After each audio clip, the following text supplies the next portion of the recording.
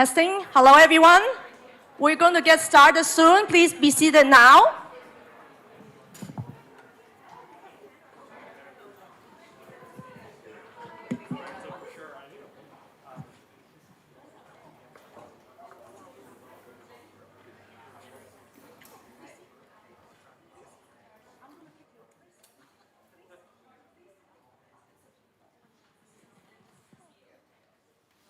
So we still have a few more seats here. Lots of empty seats. I would like all the audience and speakers, please move. Hello, everyone. Hi. Hi, everyone. Happy New Year, everybody. It's a great day to start and kickstart this event for the year of 2023. So a quick introduction of myself. I am Bowie, the event organizer for the event into the Web3 future for today, and super proud to have Invest Hong Kong, Start Me Up Hong Kong, and also OSL as our sponsor for the venue. So I thank all of them in advance. And you see I have lots of shiny logos as my support organization. I'm not going to name them all. I'm sorry, there's too many. I will not take the time to name all of them. But today, I work personally really hard to prepare for a really, impactful, insightful session for today. So without further ado, I would like to introduce our next speaker. Please, next slide. CY Liu from Invest Hong Kong. So he's the senior manager from Start Me Up Hong Kong. Give us an opening remark, please. Hi, everyone. Good afternoon. I'm CY Liu, not the CY you usually know. So I'm from Invest Hong Kong. Invest Hong Kong is a Hong Kong government department. And what we do is actually we attract foreign companies, foreign money investments coming to Hong Kong to set up and expand their business in Hong Kong. All our service is, as it's a government service, is free of charge. And we welcome everyone who are new to Hong Kong, who are interested in Hong Kong to come and visit us. We'll give free advice. And my team is called Start Me Up HK. So the name suggests we help startup companies, we help entrepreneurs, or we help corporate innovation teams to get to understand our startup ecosystem. And here with me is my colleague, my teammate Stanley. He's also from Start Me Up HK. So we'll be here to answer your questions if you're interested to know more about what kind of government policies or government subsidies we have for startups. And Hong Kong government has been very strong on Web3, especially starting from October last year. There are some depressing news in the industry, but we also think it's a great time for Web3 industries to take foot in Hong Kong and expand. And we do see a lot of tractions. We have been receiving inquiries every day from overseas about how to get into Hong Kong. And a large proportion of them is in the Web3 industry. Yeah, of course, Hong Kong has its unique benefits. And the surrounding area in Hong Kong is also very attractive. But that will be a 3-hour lecture, so I won't be telling you here. Feel free to come to us later on. Something interesting you might want to know about me is that I was in the Web3 industry before joining Invest Hong Kong. And in fact, I was in OSL. I was an OSL employee in 2016. That was when Bitcoin was 2,000 US dollars, when most of you probably didn't see. And that is why I'm probably not the best person to tell you about Web3 future, since I was in the past. And hence, now I'm going to pass it to the organizer to really tell you what is the Web3 future for you all. Thank you very much. Thank you, CY. Appreciate it. So next slide, please. We are going to kickstart a really interesting panel. What is Web3 and why you should care? So joining us, I have the moderator, Henry, from Hashkey Capital. Please come up. I let you introduce the speaker while I fix the chairs. Give him a big round of applause, please. Hi, thank you. Thanks, everyone. I'm very, very excited for this panel today because I think we are going to be discussing the most disruptive technology that we have at the moment. And we are not going to be talking about AI. Everyone is nowadays talking about AI and ChatGPT. But Web3 can be as much as or even more disruptive than AI. So let's start. Oh, I think I have the names here, so I don't need to go get my paper. So I would like to introduce you, and each one of you, of course, of the panelists will introduce themselves, but let's start with Tanya, Lesia, and Livia. Please join me.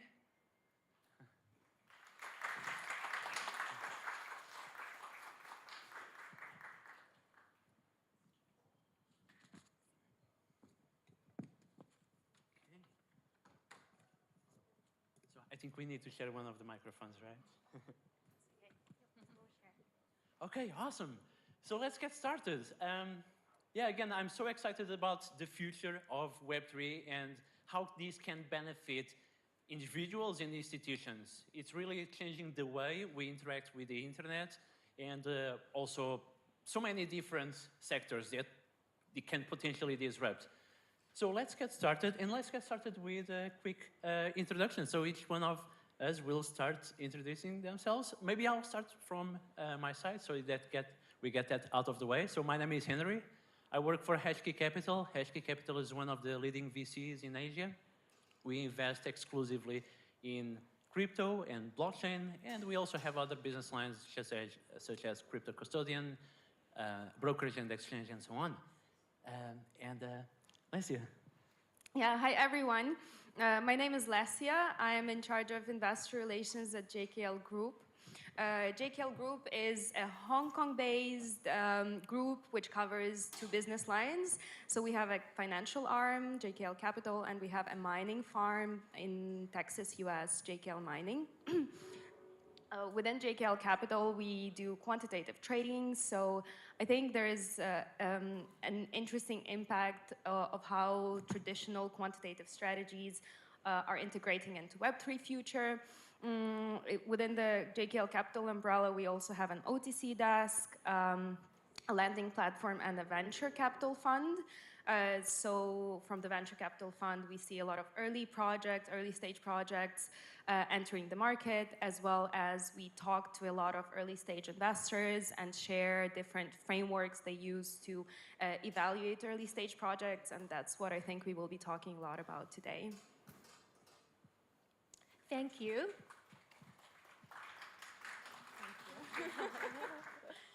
So I'm Livia Yao from Update Media. So I was talking with the other attendance ratio here and my friend Catherine. They all curious what I'm working on here, and I didn't tell them. It's about entertainment.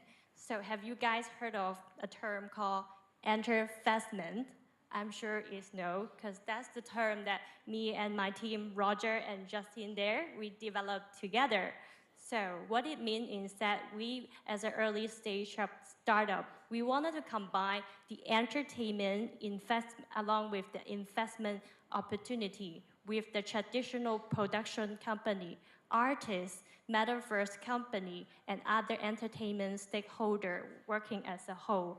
And imagining, in the past, anyone is going to Blackpink concert tonight? Nope. Okay, yeah. But think about one of your favorite artists or celebrities. Now, if you look at your phone, you can like or comment on their Facebook, but there's no direct way to contribute to your artist's success. Now, with the Web3 and the technology, you can potentially invest into some of your favorite artists or concert idol and potentially earning a future dividend in this process. So this is Livia from Update Media. Thank you.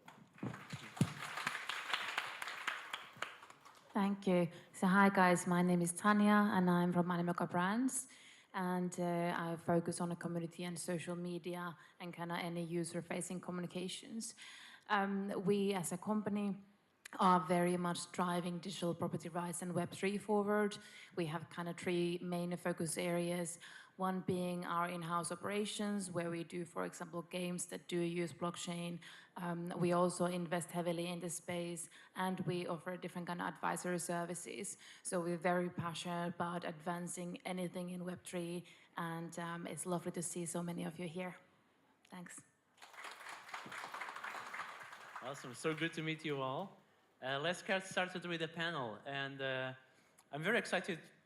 I already said that I'm excited about Web3, but you know that there are already over 300 million Web3 wallets. I think we are reaching a tipping point where there is no going back to Web3. It's Web3 to Web2, sorry.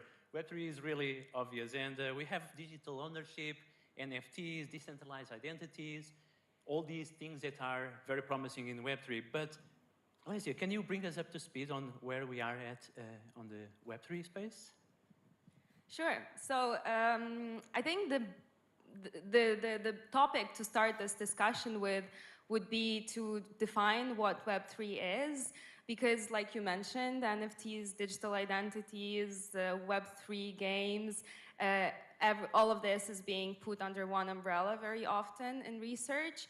And it's difficult to identify what Web3 is. So to start with, the way people explain Web3, the very basic way is to make the difference between Web 1, Web 2, and what we have now. So in Web 1, the only way you could interact with internet, with the websites, was only by reading information off the website that either providers or large institutions would put on the website. In Web 2, you could interact with this information. So you had blogs, you had Facebook came out, you got social networks, people could contribute, could write their own stories, and a digital identity started to be created.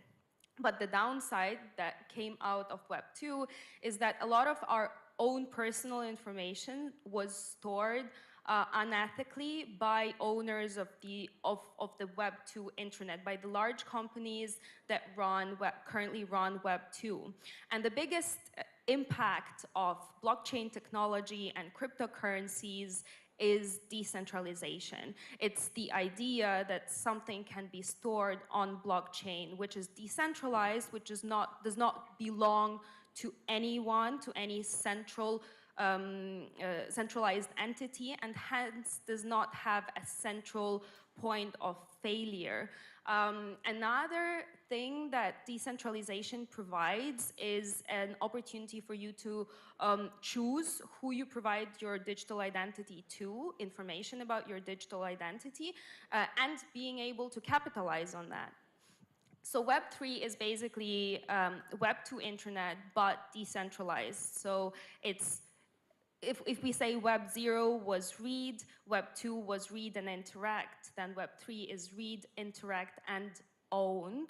The part of ownership is what makes Web 3 special. Now, when we talk about the venture capital and early stage space, if you look at 2022 and the largest investments, the largest VC deals that were closed in 2022, most of them came under the pretext of Web3. It was a Web3 company doing something. However, it's very important to separate Web3 from the notional. So Web3 is more like an umbrella term. And then within Web3, you have NFT projects, you have GameFi, you have decentralized social networks, you have decentralized exchanges, decentralized finance. And that is where people are headed to. So I think it's very important to identify that Web3 is not this ephemeral concept that Zuckerberg was presenting with his robotic eyes last year, which is something very cosmic from Ready Player One scenario, but it's the reality that will give us the opportunity, give us the tools, means to own our personal data. Awesome. Yeah, you have talked about decentralization and the benefits of Web3, but we also find a lot of resistance in Web3 adoption, including from some communities, some gaming communities. So, Olivia, what's the best way to bridge Web 2 to Web 3? We see a lot of brands exploring Reddit, Meta, Adidas, Louis Vuitton, Gucci, but other brands offer really a lot of resistance. So what's the best way to adopt Web 3 and to bypass the hurdles that we have been seeing? Thank you, Hendrik. I love this question. So to answer your question, I will address the question into three different parts. So I think the best way for a Web2 company to transit into Web3 is first, they have to learn all this terminology, meaning they have to get themselves ready for the education. As Licia was mentioning, a lot of people are still confusing between the terminology, between Web3, NFT, or Metaverse, all this jargon. So first and foremost, for the Web3 company, they need to understanding the real definition behind this term before they can, for the executive leader to make decision on how they can make use into everyday people life and driving the adoption. That's for one.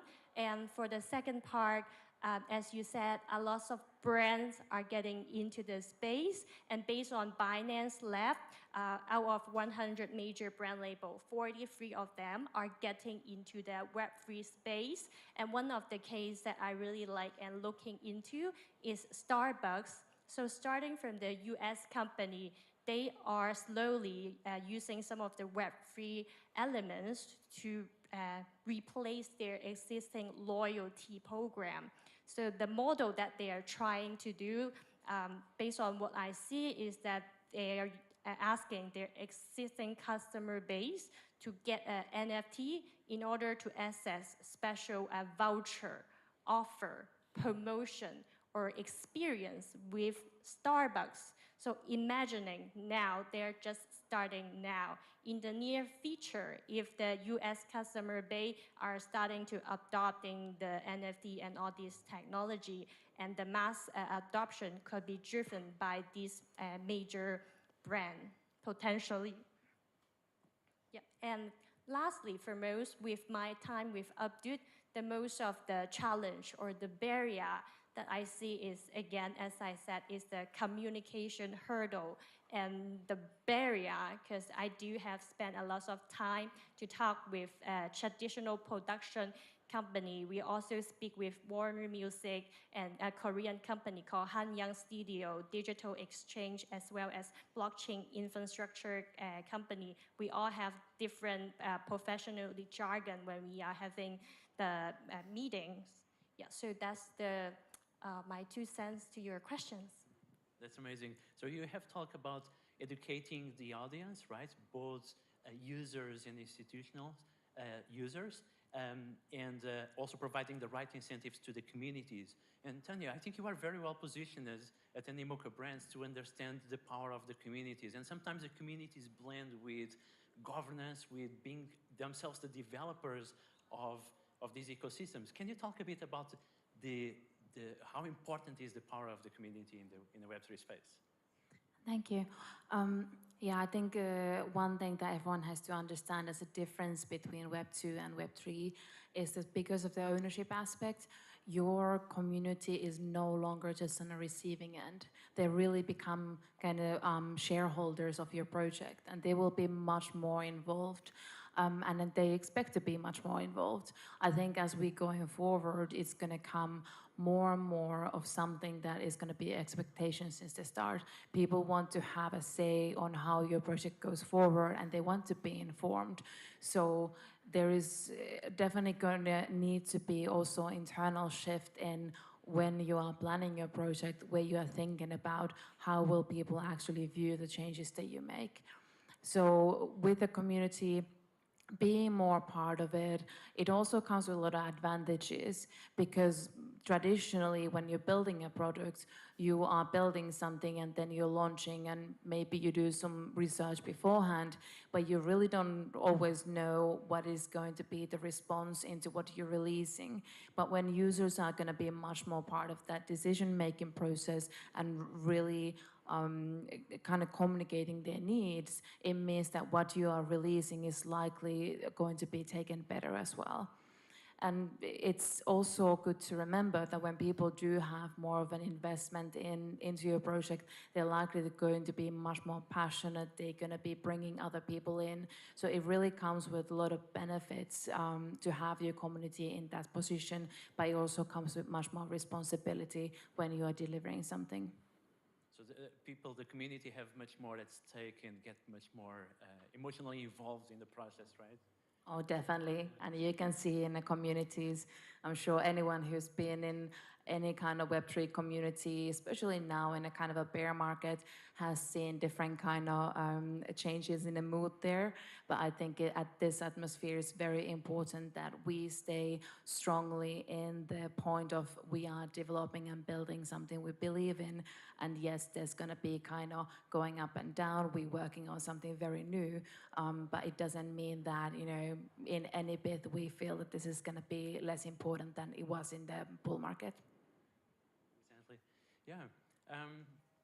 From the investment perspective, AI, genomics, autonomous mobility, IoT, these are all technologies that bring us highly scalable and more efficiency, big efficiency leaps in the market. And Web3, blockchain, crypto also brings huge efficiency leaps, right? And Leslie, I would like to know from you, from the venture capital, from the VC perspective, how do you look at this market and how do you assess what are the potentially good projects? Because there are so many projects, so much noise. They all promise highly disruptive, scalable, decentralized, etc. So how do you understand which ones are the ones that can actually disrupt this space? So I would say working in the venture capital space, especially as a young crypto enthusiast, is probably one of the most rewarding career choices that you can make, because I know that all the crypto enthusiasts are very good at due diligence, even not being venture capitalists. Everyone likes researching about smaller projects, finding out about what development teams are working on, who is investing in the project, reading the news. Now you can turn that into your career by being in the venture capital space. So the way venture funds typically work is they would have a team of analysts that would handpick projects, and I would say the funnel for those projects is very strict. I have spoken to some venture capital counterparties who look at as many as 600 projects a month. However, they would typically only handpick 10 projects to present to their investment committee, and then in the end, maybe 2 or 3 projects will be picked out for investment. So there's multiple funnels that projects go through. I would say that overall funnel would be like the general screening. And general screening would be looking at whether this project is working on something that the VC fund is interested in, because some VCs have a specific topic they like to invest in. Some prefer GameFi, some prefer NFTs, some prefer social networks, etc., etc. It can also be geographies, so some VC funds would prefer like Western or Eastern, and actually there's a huge difference between early stage projects in the West and in the East, where typically West is more layer 1 solutions, DeFi solutions provider, and the Eastern projects typically concentrate more on application development and building projects, building applications, but that's obviously a very overall, high-end side overview, and there are divergences from that on the individual level. In terms of, the first one would be the overall screening. The second one would be analyzing the team. So every venture capital fund has their own framework, but what's exciting working in a team, in a venture team, is that you also get to build out your own framework, what you like to look at when you analyze and do your due diligence on early stage projects. So typically it would be looking at the team's background. Venture investors like backgrounds coming from tech, coming from Web2 companies, because those people who have built out Web2 would be familiar with how to transfer it into Web3. And then it's always a good idea to have a combination of like Web2 and Web3 natives to push the team onwards. We typically also look at the financials of the firm, at the tokenomics, you would look at the stage of the project development. And another thing is when venture capitalists are not really comfortable investing in the project yet, what they would typically do is follow the project for the next few months to see how close they attain their roadmap. So a big green flag would be for a project to match their roadmap guidelines. And then if it's a later stage project, we would be also screening socials and communities around the project, and so on. So yeah, I would say it's a great place to start your career in, and there's a lot of potential to learn, and there's a lot of ways to go from there. And yeah, happy to answer any questions afterwards. Yeah, I totally agree with you. When looking at the projects, the most important thing at the end is the team, right? Because you are investing in people, in humans, and you need to trust them that they are going to execute and deliver the project. At the beginning, you also talked about that this market is kind of turning everyone into a venture capitalist, right? We are all angel investors investing in these startups, right? In traditional markets, for you to be an angel investor, you need to be an accredited investor. There is a very high entry barrier. But in Web3, things are a little bit different. So, Lesia, just a follow-on question on the VC side. What are the most important skills to be a good venture capitalist / angel investor in this space? I think the best profile of a venture analyst would be someone who's just actively doing it in their own free time already. Someone who is like a crypto enthusiast, who is not only following the mainstream investments, but also trying to find, so curiosity, I would say, probably is the driving force that is very important for the venture space. But also understanding crypto, understanding tokenomics, understanding how project tokenomics would impact the supply of the token in future, how it might impact the price, understanding the role communities play. And actually, Tanya mentioned something. When you work with early stage projects, community is a very double-edged sword, because it's the one that can support you and pushes you forward the fastest when the project is doing well, but it's also the first thing that kills you when the project misses a deadline or does not deliver to according to the roadmap. So community management is ultra important in the early stage. Understanding all these concepts, constantly educating yourself, listening to podcasts, talking to people in the space is really important, I would say. So maybe for projects, it's better they under-promise and over-deliver. It's the best strategy for early stage projects. Tanya and Livia, would you like to add anything? No? Okay, so let's continue. So Livia, we see last 1 year, especially, I think it was around November last year, that Facebook changed the name to Meta, and everyone is talking about Metaverse. And how do you see the marriage between Web3 and gaming and Metaverse? Web3 promises to change a lot in the gaming space, and Metaverse, how is that going to happen?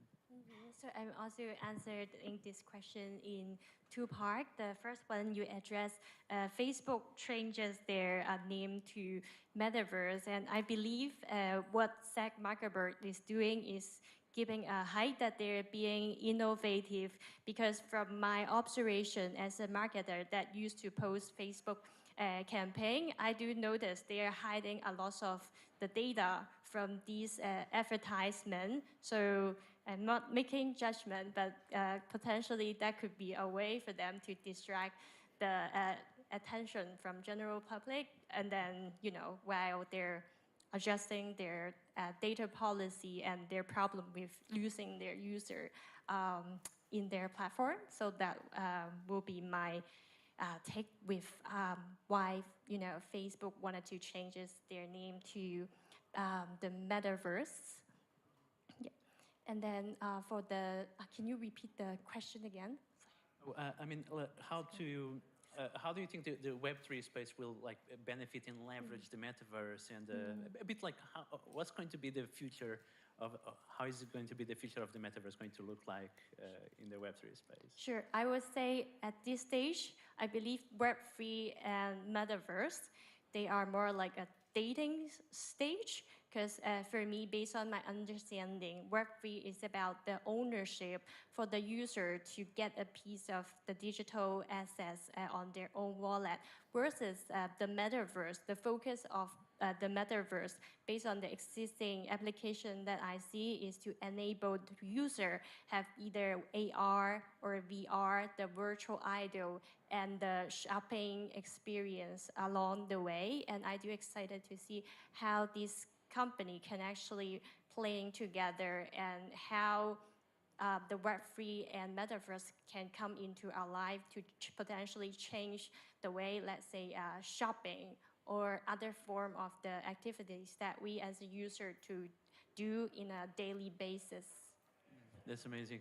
So Metaverse, it brings more freedom, but also more responsibility for the users. And Tanya, like, it seems that in the market, we have good and bad players. And sometimes the bad players take advantage of the fact that in Web3, the users, they usually control your own private keys, you control your own wallets, and sometimes it's a bit harder to make sure that you are dealing with the good players, not the bad players. And this last year, we saw some bad players in the market.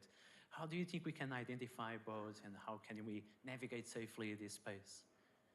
That's a very interesting topic. Everyone has been, sorry, seeing a lot of the news about FTX and SBF and all of that going on. And I think something that's very important to remember when we are seeing this news is that these are the bad players, and the technology we have in play here is not the one that actually fails. So it becomes more and more important that we are taking a stance by taking part on those projects that we do believe in to allow the space for the good players. And for the community, that means going and investing, maybe getting token, maybe getting NFTs, or just simply existing in a space.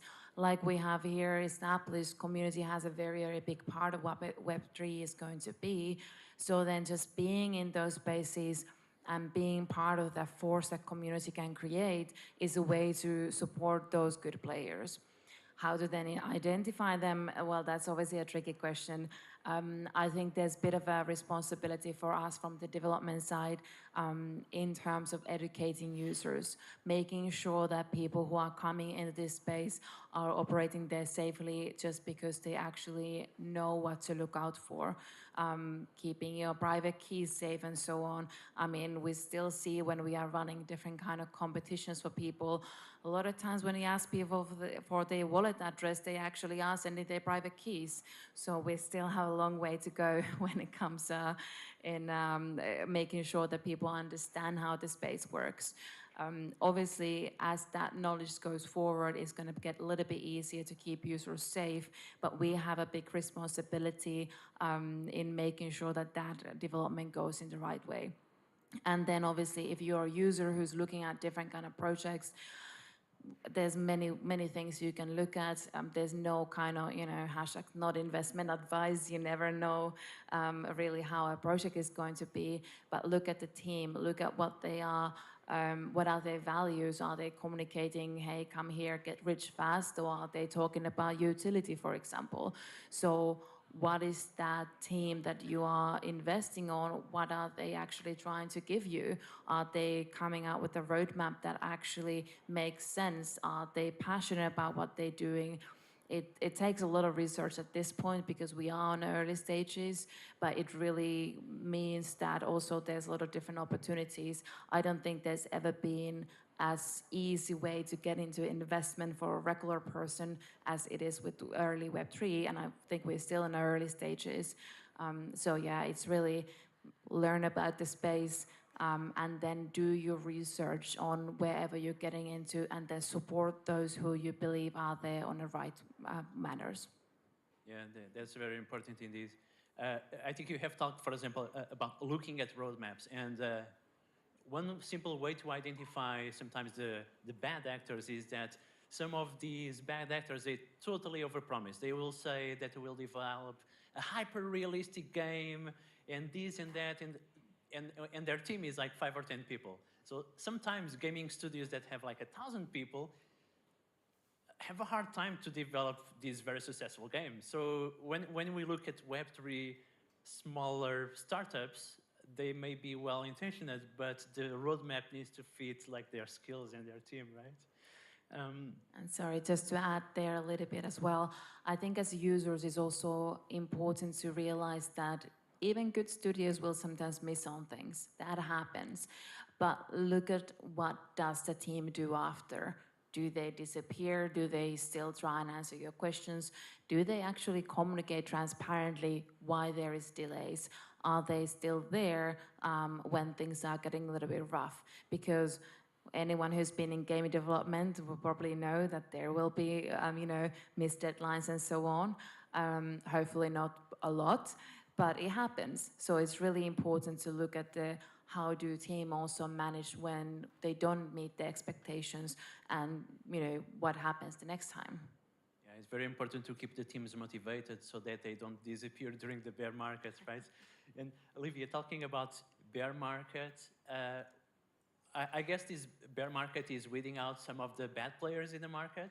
But who do you think are the good players that are going to survive in the bear market, and what do they need to survive in this market? Yeah, thank you, Hendrik. I absolutely loved your question, and this is the question I spend a lot of time to thinking about, and I look forward to hear from Lisa and Tanya and everyone's opinions on potentially guessing who will be the winner and as well as the loser at this timing. But from my point of view, and I believe the survivor will be the one that keep working with other ecosystem partner. As of Updude, we also have a very difficult time for the past year, so we decided to adjust our strategy to working with local developer, entertainment partner, whether they're from the traditional entertainment side or the Web3 entertainment side. And during this process, we do discover and unlock some potentially revenue opportunity or business opportunity that is coming into our business plan. That's not always according to the business roadmap, but paying attention to the business opportunity and attending an event like this, networking and learning from everyone, the industry expert, and asking the question. This will be the main attribute that I see. Yeah, exactly. Lesia, would you like to add? Yeah, I'd love to add to that. So basically, from the investment perspective, from the financial perspective, when I look at players in decentralized finance, it's my answer how to identify who will be the winners is pretty straightforward, because we are seeing how it unrolled this year. So for example, one of our big investors on the JKL Capital side is a platform which is a decentralized financial platform. And unlike the bad players in this space that we've seen, like the famous lending platform, et cetera, what they do differently is, one, they have very strict due diligence. So when they chose us to be one of their asset managers, there was a very rigorous process going through all the KYC. They were very rigorous in their due diligence processes. So there is a high chance that they would be able to identify a bad player, because when we talk about bad players, on the one hand side you have bad players dying, but on the other hand side you have the contagion effect. So if you choose your partners wrong, if you do not do your due diligence, it's very likely that even though you do not act malicious, these players will impact and probably bring your business down. So one, how you identify your partners. Two, of course, there are some players this year that no one could imagine that they would go under, that no rigorous due diligence process uncovered them somehow.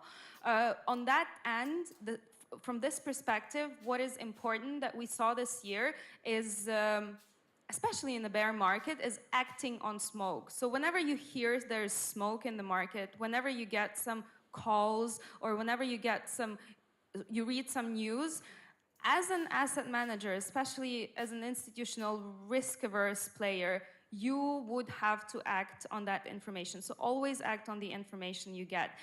CoinDesk published their article about FTX weeks before they blocked withdrawals. Those who were diligent, those who had risk management processes in place, withdrew their capital. There were large withdrawals ahead of withdrawal freeze. Especially in bear markets, it's important to be vigilant. It's important to keep risk management mentality and to follow very strict due diligence processes. Yeah, that's very good advice. And talking about advice, we are running out of time, so I'd like to have 30 seconds from each one of you, an advice for the audience, or a thought, or something that you'd like to share. Okay, let me go first. I don't know how to do this in 30 seconds, but do your research and be ready to adapt, because this space will be changing as we go along. We are in a very early stage of something, developing a technology that has a lot of potential. Things will change. So, and yeah, definitely partnerships. Like, we're talking a lot about shared network effect with Animoca brands, and anyone who kind of has been looking into what we're doing, we do a lot of partnerships. So find good players to build a space with, do your research, and be ready to change whatever you're doing, and just jump in. I think we have a lot of exciting times ahead. Thank you. So for me, if I only have 20 seconds, I would like to invite everyone here as a startup to give Updude Media some feedback and result, because what me and my team and our Korean partner that we wanted to achieve is want everyone to create your favorite proposal and also earning a part of the profit sharing in the future by having the technology in place. Yeah, my advice would be learn from the past, because a lot of what we faced this year already happened in the previous crypto winter, and people who were either not around or looked through did not notice the signs, the early bells. But we learned a lot of lessons this year, and my advice would be do not forget them during the next bull run, and more importantly, during the next bear market. Yeah, totally. Don't forget these bear markets, and because we are going to have more bear markets in the future. So Tanya, Livy, and Leslie, it was absolutely amazing to have you, and I think we could talk about Web3 for 3 hours, but we are running out of time. So thank you so much for coming, and thanks everyone for being here today. Well, thank you, ladies and gentlemen, and let's have a group photo with me. And also, CY come out.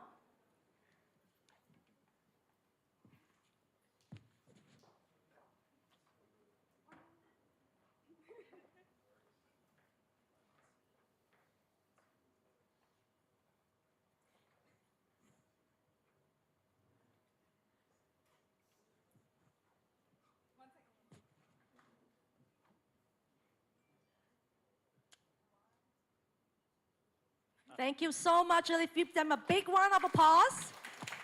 Yeah, thank you. Thank you so Bowie. much. Yes. Thank you. So I didn't get a chance to introduce myself when I first started. I only told you guys that I'm the event organizer for the event today. Event is not really my bread and butter.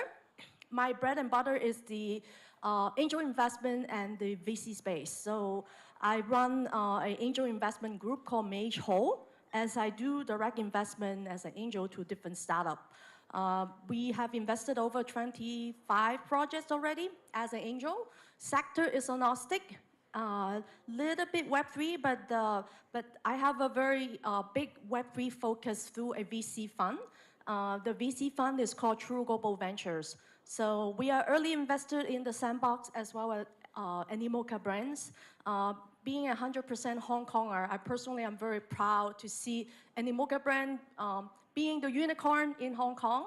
And I do believe they have no intention to leave. So the future is in Hong Kong, yes. So, but just quick reminder, if you are looking for bathroom, all the way to the hallway is on the right-hand side. And if you would like to do networking, talking to someone else, please, we do have a spot outside. Instead of me kicking you out, please just, help yourself. And without further ado, I would like to introduce my next speaker, also a good friend of mine. And he is a professor at SMU from Hong Kong U. So he's going to give us a keynote on security and risk for blockchain, related applications, and virtual assets. So Professor Yu, all yours. Thank you very much. I think I can take off my mask, right? You don't worry. Well, actually, you know how I and Owen are very good friends. I actually just landed last night from Vietnam and then come here to give a talk. All right, sorry that I missed the panel, half of it. I just arrived at the second half. I think the panel is very good, all right? But then when Bowen invited me, I'm so excited because everybody knows that Web3 is one of our future, right? We definitely have to do something on it. But on the other hand, you know why I choose this topic? Security and risk. Because I can see that a lot of people only focus on the applications and they forget about, there are other underlying stuff, behind the scene, and this is very important for us to understand it. All right, now, let me just, do some review and introduction first, okay? Very boring, right? History. Web 1.0, Web 2.0, and then now people are talking about Web 3.0. Now, so I should have, do we have, yeah. She trusts me so much, right? She even don't care about my talk.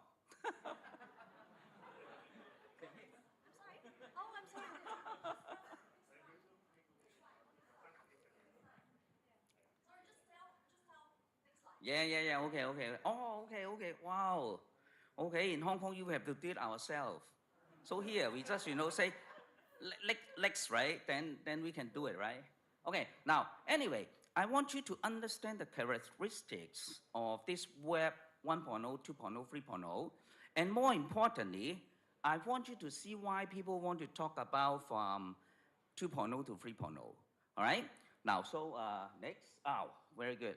Now, so 1.0 basically static web page, right? We just look at it read only. How about 2.0? We start to have more interactive activity among people, right? Okay? And then also it's more like social driven because we all have all kinds of platform, Facebook, Twitter, you know it, right? Okay? Now, but the point is, one major issue people thinking about 2.0 is like this. The services usually are provided by a particular commercial company, right? Okay. Have you ever think about, they can track your data, they understand what you're doing, they understand what kind of girlfriend you like, okay, even you marry, okay? They also understand what kind of boyfriend you like, all right? And then what kind of food you want.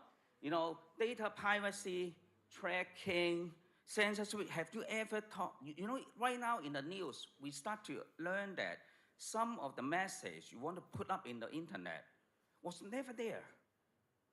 Censorship, right? How about ownership? Do you own everything that you put in the internet? We don't know. Most likely not, right? And then they get hold of the data. And of course, we also have another, consequence, like efficiency. How about e-payment? If I want to, deal with a individual to individual, we still need to go through those, big company, right? All right? You think about it. And in fact, we do online shopping a lot. Do you worry? I worry a lot. That's why I didn't do it a lot. In fact, I don't have a lot of money. That's why I didn't do it. Okay? But then, what you brought in the website, do you think that they won't keep track? Okay, right? You think about it. So that's why you can see that why people propose Web3 is because all this kind of concern. Okay, there are some terms, I see whether you really understand it. First of all, I think the key term is decentralized. You know what's decentralized? Okay, decentralized means that I want the platform to be owned by not one entity, one company, but the users of it, right? Okay? Permissionless, meaning that I do not want people to, check your identity, but then everybody should go in free and use it, right? Okay? So basically what we want the web to be controlled by the user, no restrictions. Now this is the rationale behind why we want to have Web 3.0. And the second one is trustless, okay? Now what does it mean? It means that now when I try to do transaction with each other, now right now we usually go through the bank, you need to trust the bank, you need to trust the third party, right? But then in Web 3, can we do something without it, okay? Then we rely on technologies, right? Okay? And the last one, digital ownership, digital virtual asset. I want those things owned by the user, okay? Not controlled by the platform or the designer of the platform, okay? I think all these are what we want to do, okay? Now, maybe next. More questions, okay? Because professors are like this, right? They always ask you questions, right? Now, you always heard about these terms. I worry why I want to give this talk here, because I want you to attend another talk, right? Boeing, right? We are going to have more and more talks, right? So you heard a lot of terms, right? Web3, Metaverse, NFT, and then the government also talk about virtual asset. How are they related? Now, actually, the panel talk about it as well, but let me just repeat it, because I can see that when the panel talk about you are busy with your phone, right? Okay, but right now it seems like better, okay?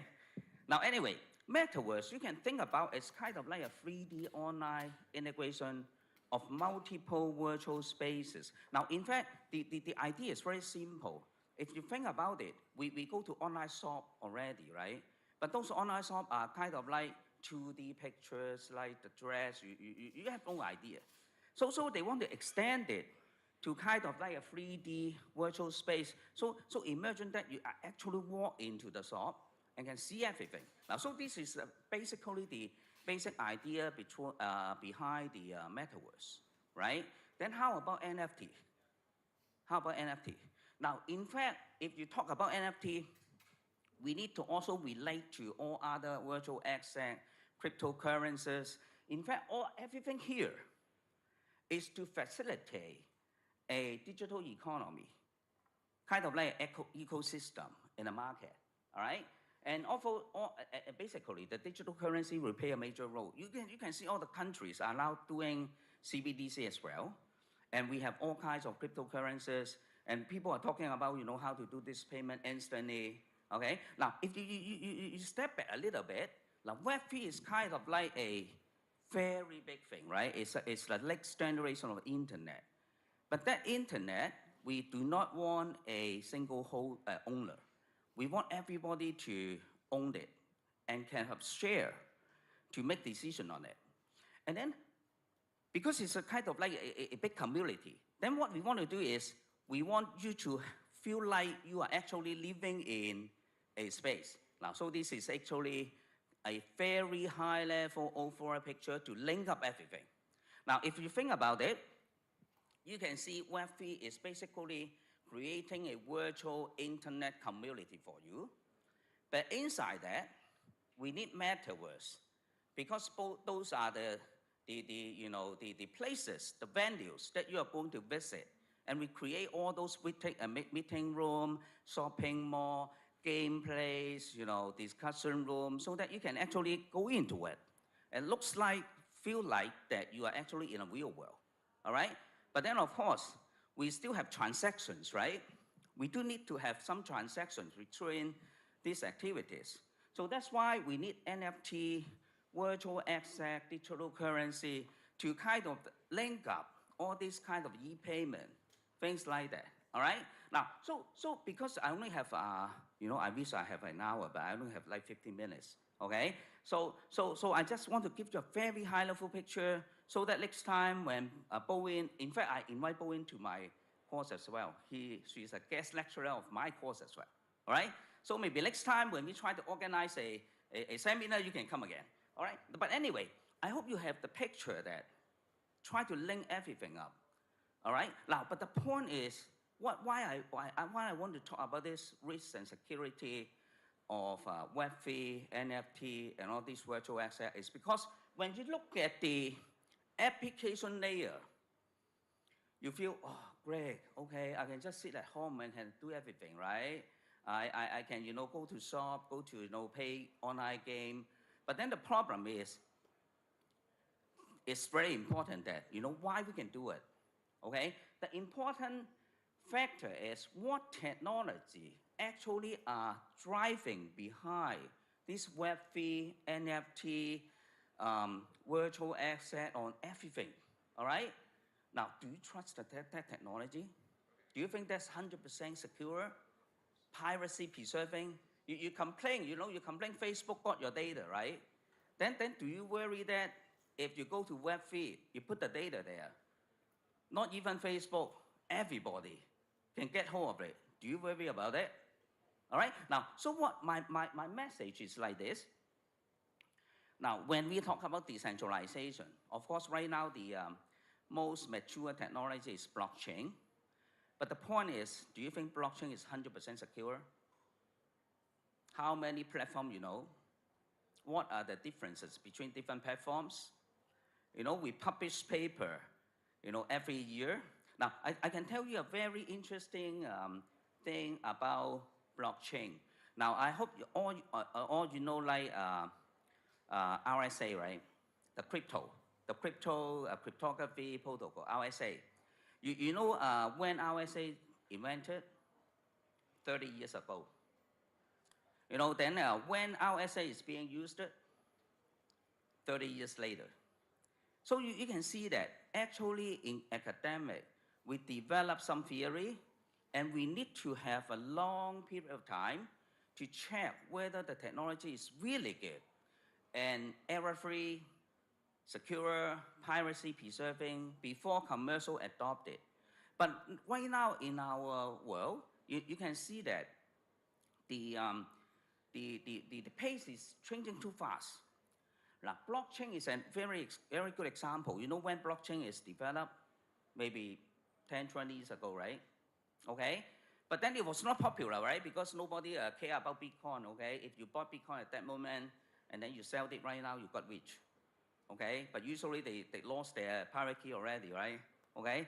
But anyway, you can see that blockchain, I don't think that we have gone through a very long history to check the security, privacy. Then you can see that people are publishing paper telling you that, oh, this platform has this problem, or that platform has this problem. Now, so this is one of the issues that I want to talk about. There are still attacks on blockchain, privacy issue. Don't think that everything you put in blockchain is pretty safe. I can tell you it's not correct, okay? Access control.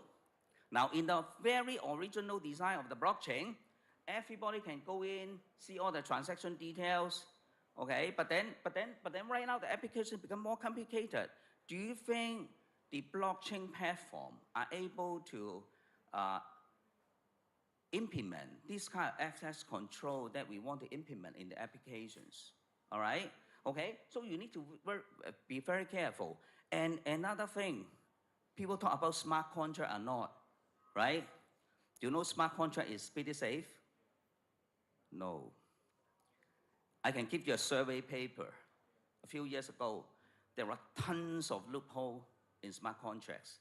Now, so that's why in Hong Kong right now, even in our university, what we want to do is we want to attract the technical people who really want to study the inside of this blockchain and help our community to make sure that everything is secure, safe.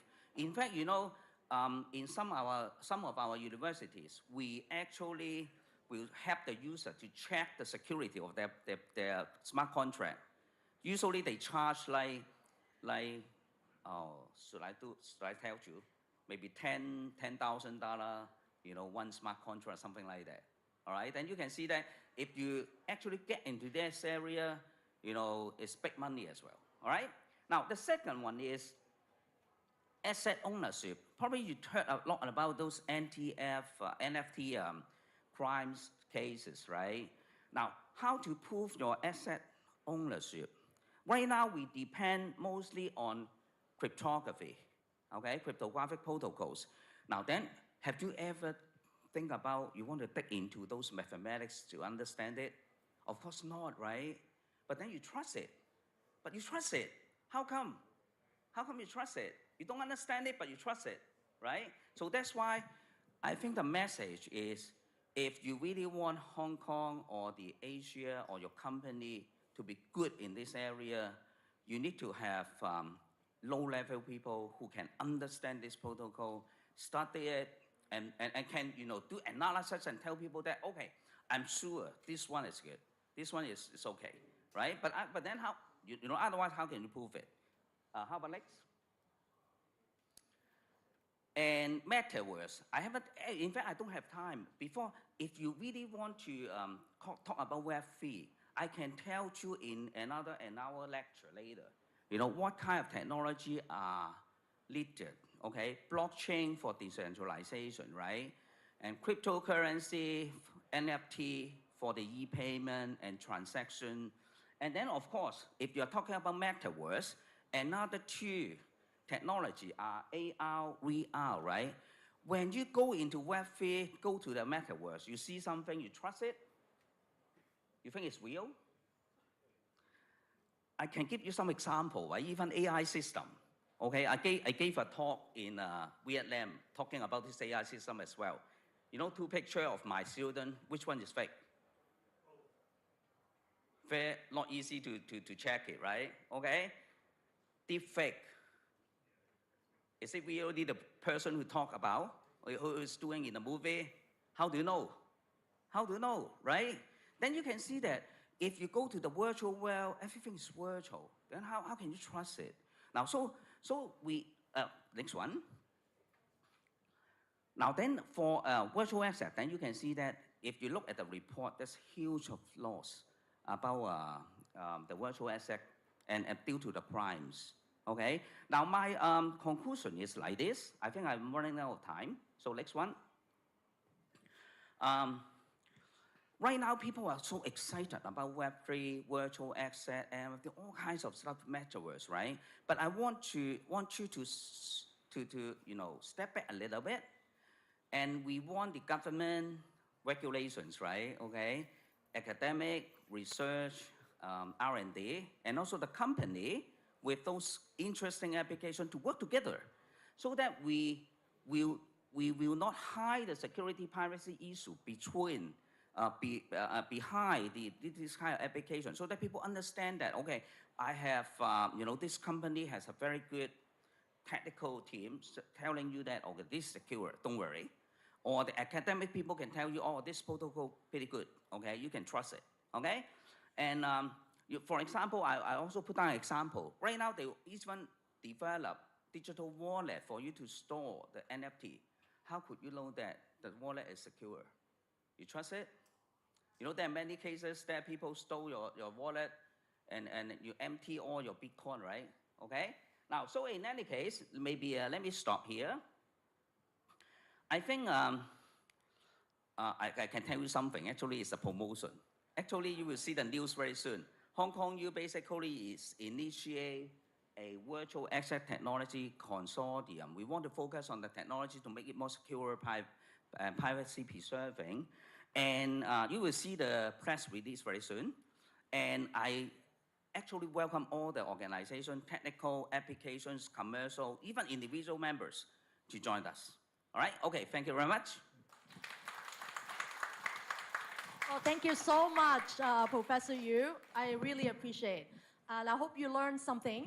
And can I take a picture with you? Yes. We had so many pictures already. Don't tell my husband.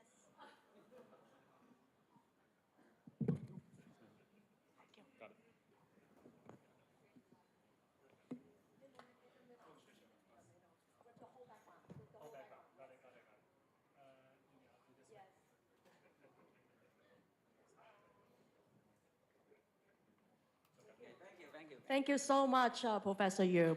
So next I have a very interesting session, which is one of my favorite because basically there's no agenda, but for you to participate as audience. So my next is AMA, stand for Ask Me Anything session. So I have two seasoned speakers, and in order to have a more, I guess, concentrated conversation, I would like to invite Eric Wong, the head of growth from the Sandbox, which is one of my favorite Metaverse projects, to be our speaker. And now I would like to ask you as audience to ask Eric any question that you want, anything about what he does, how he got into the space, what is the secret sauce, and etc. But before we get started, maybe Eric, why don't you introduce yourself? Tell us what you do, and all yours. Hi, everyone. So this is Eric from the Sandbox. I'm used to belongs to the Greater China team, but most likely I'm joining Sandbox like 2021, December. So it's over a year already. So to share with you guys the experience about the Metaverse, actually it's pretty excited because actually I'm come from a very traditional gaming environment. So with online game and also mobile game as well. But to join Metaverse project, I would say every day almost, I have to handle pretty new concept and new idea from all over the partnership and also from the different industry. For example, like in 2022, actually I brings in like HSBC, Standard Chartered Bank, Ocean Park, MTR, and also some local IP to join this project. To share more information with you guys. Maybe you guys will have some questions about like why the banking industry would like to join in Metaverse and to develop their own project for the futures, I would say. So it was because all because of the digital ownership. They would like to step in a very early stage to understand more like how they're gonna to communicate with the futures, like maybe the Gen Z, we always talking about that. And then also, I think this is really a very early stage that they can also join together to shape the Metaverse together. So, and then because of, its kind of difference is because they also own this digital assets and the project. Actually, it's not belongs to Sandbox. Everything they created is all belongs to themselves. So when HSBC or Standard Chartered Bank or MTR, they created a project inside this Metaverse, actually everything belongs to them. Even though every single asset, every NFT, the community, and also maybe the NFT they drop in the futures, all belongs to them. So they can do their own monetization, they can do their own campaign, own event through this open Metaverse platform. So yeah, this is why we gonna create this open Metaverse to the public. And then to share you guys more information, because we just, seems like we're just talking about some branding, but actually everyone here, you guys, we are also welcome you guys to join this project as well. So you can become a landowner, you can become a creator, you can also become an explorer or a gamer. We can provide every pretty interesting experience to you guys, and also you guys can also join to create it together. Actually, we have a limited in the digital assets. So we have 166,464 in total for the land we provided to the public, but it's already like occupied for like 70% already.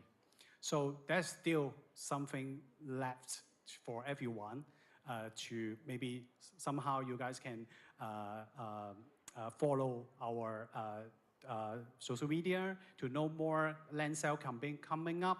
So then maybe someday you guys can also become one of the landowner, and then you can create something very creative based on your original imagination, and then to put it inside this metaverse. I can say everything can be happen inside this virtual space, but we are not just only a virtual spaces, but actually everything. I would say, because I have got so many project idea and then proposal to share with us. So I can see there's a lot of idea coming up into this virtual area.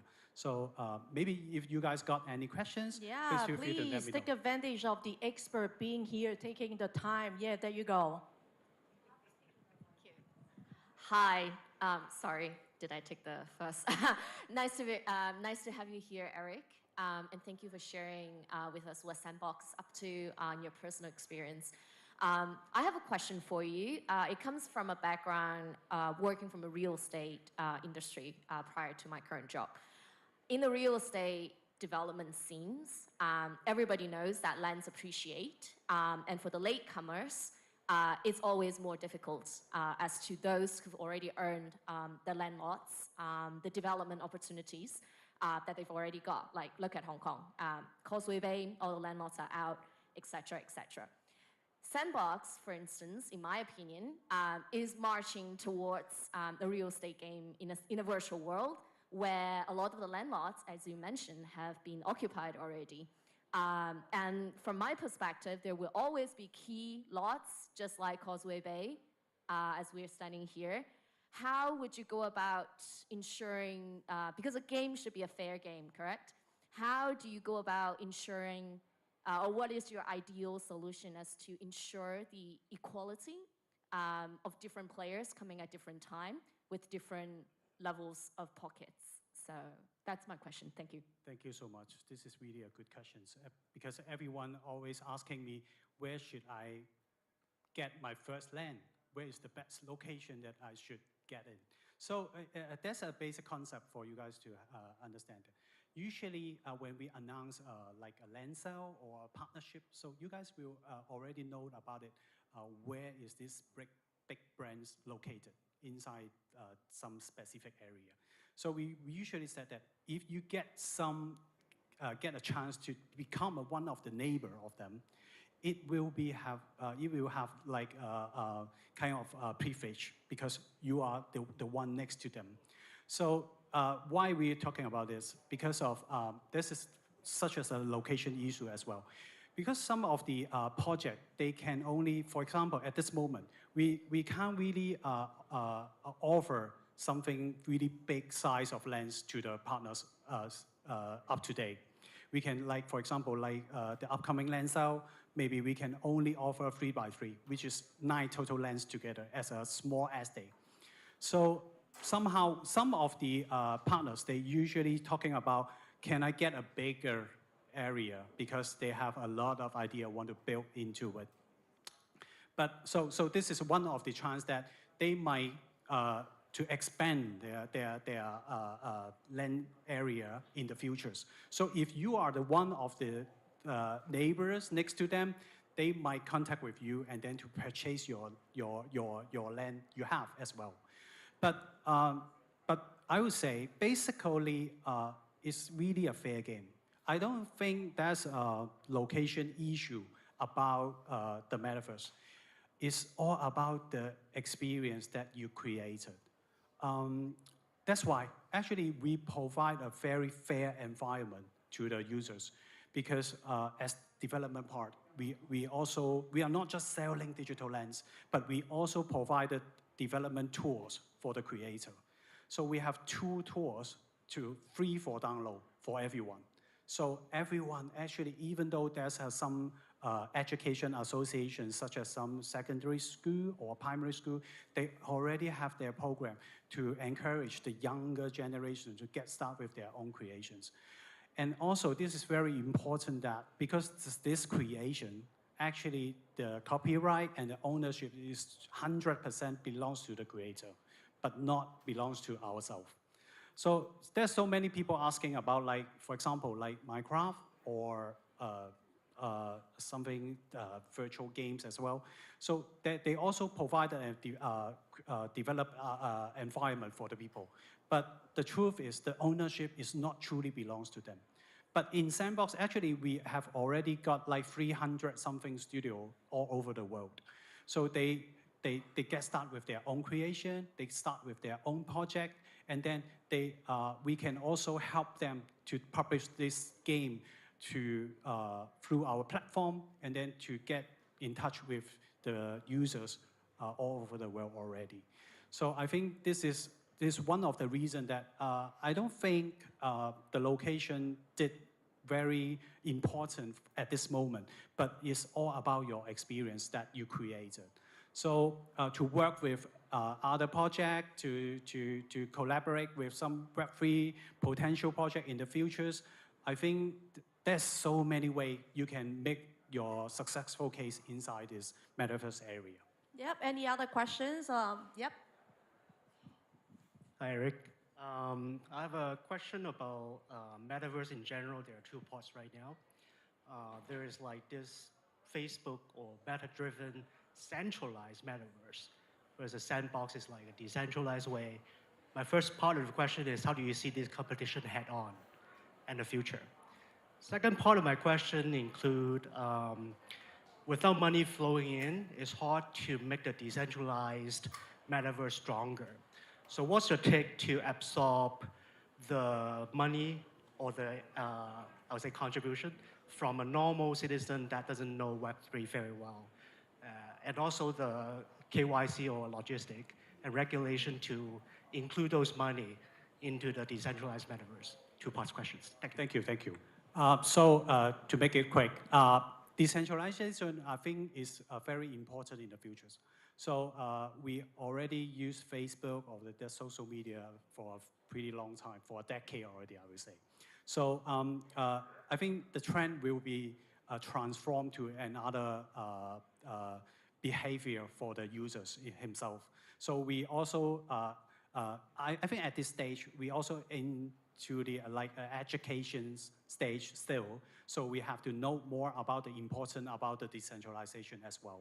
So talking about the money, we both of us believe that there's still a long way for the layman user to understand that how I can own my digital assets, I can use it, or how I have to spend my money as well. So that's why in this stage, actually, we try to encourage the people to enjoy something called play to earn. So at the start of the beginning, they didn't need to really involve any money into this area first. So they can get started with a very, very low, like, they really only need to have maybe a crypto wallet. They create it, and then they connect it with our platform, and then they can already get started with this play-to-earn features. And then somehow they can, because of this user journey, they can get their first NFT, or they can get their first reward as a cryptocurrency. And then they can do more and more experience in the futures. So I think gamification and Metaverse still are very early stages for them to experience. One last question. Yeah.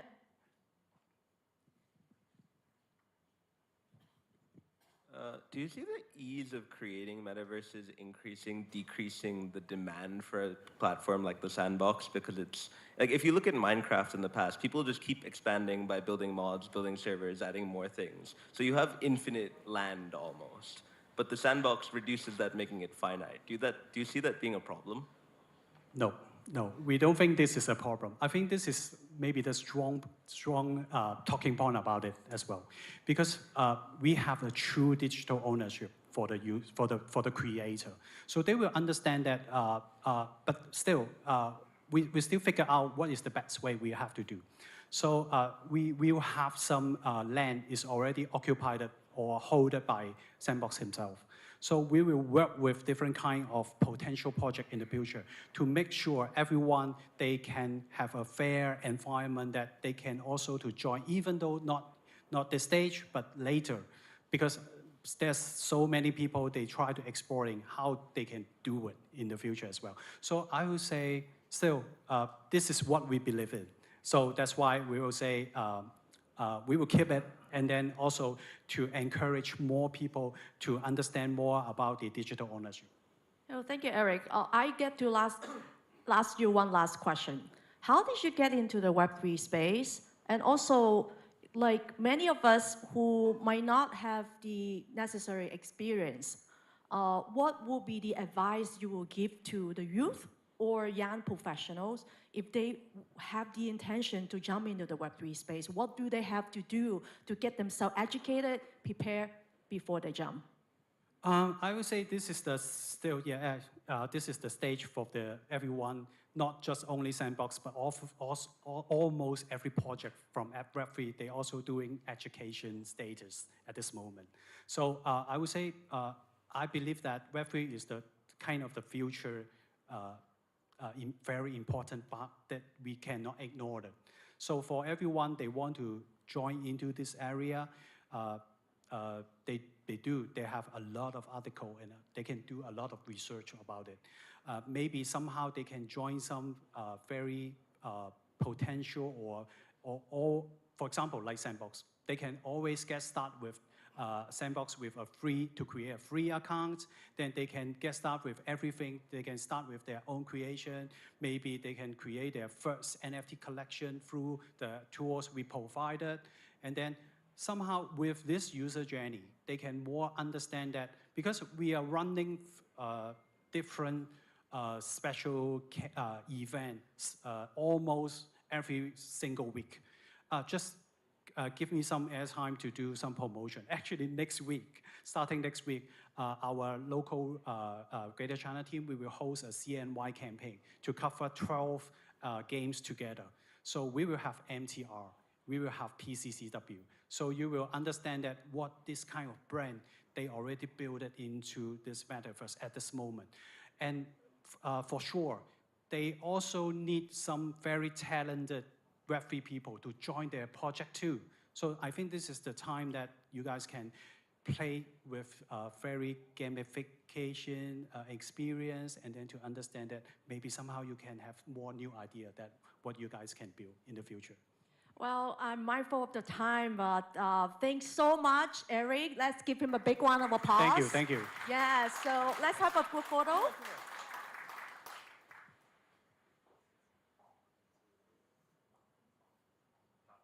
Thank you. So Thank you, my everyone. next speaker I would like to introduce is Simon Jill.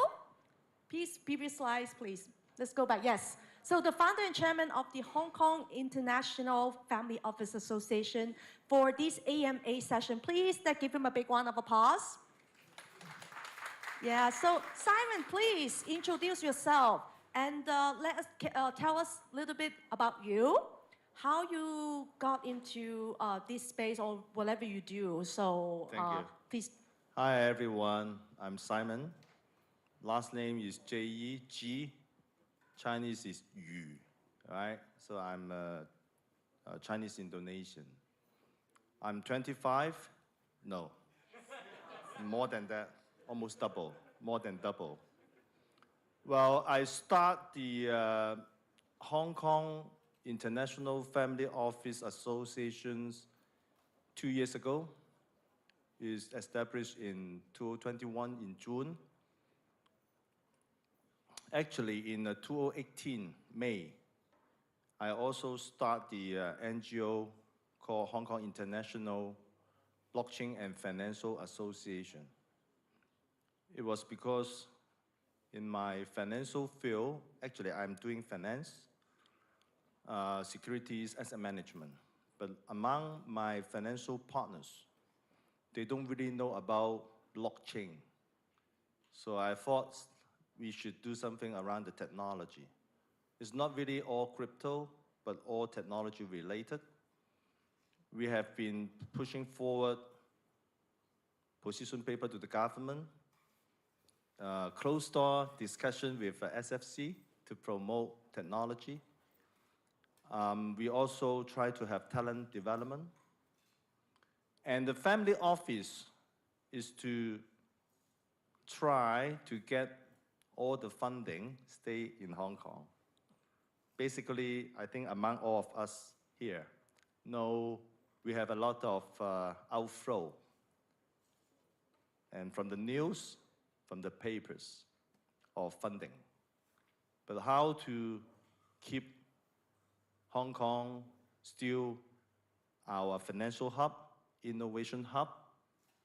And 2 days ago, the AFF Asia Financial Forum, our chief executive has been announced Hong Kong to be the virtual asset hub on top of the biotech hub, right?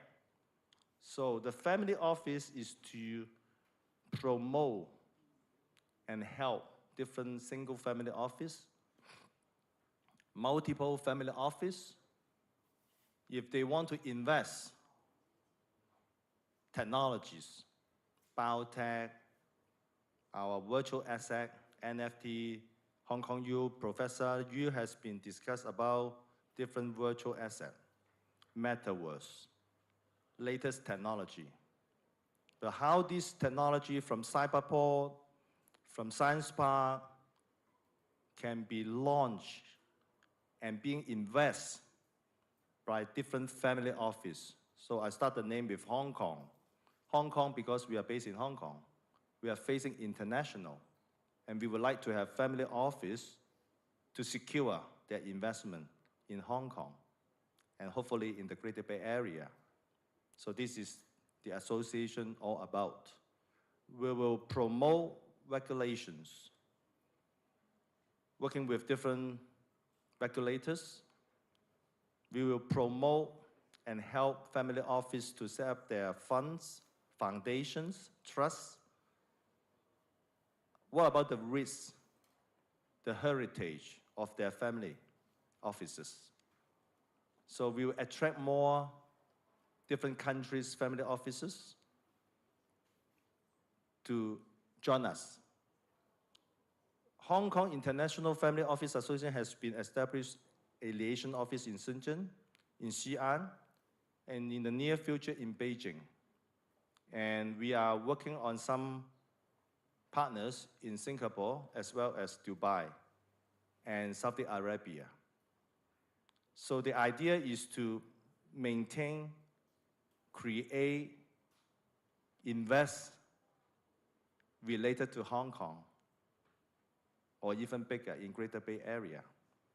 So this is our theme. Thank you. Yeah, thank you, Simon. Any questions to the expert? What are your major challenges, Simon, currently? In Hong Kong, as you mentioned, our chief executive made this exciting announcement over the AFF, but we still encounter lots of challenges. So what are your views on it? I think to make Hong Kong, based on Bowie just mentioned about the chief executive want to have Hong Kong as a virtual asset hub. So basically the traditional finance industry, asset management, securities, IPO, what we need? We need financial world talent. We do have a lot. What about if turned into financial plus virtual asset?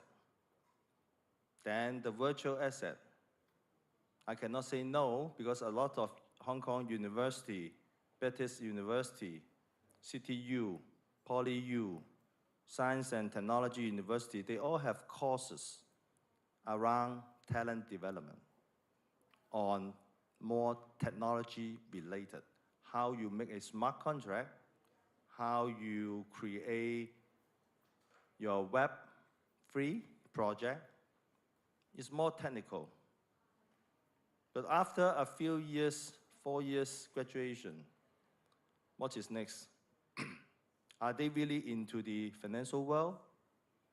Can we have more finance plus technology-related talents in the market? At this moment, sorry to say, we have a lot of room to improve technology-related talents plus with financial backgrounds. So actually, I just in the morning being interviewed by Bloomberg, and I told Bloomberg, the news interviewer,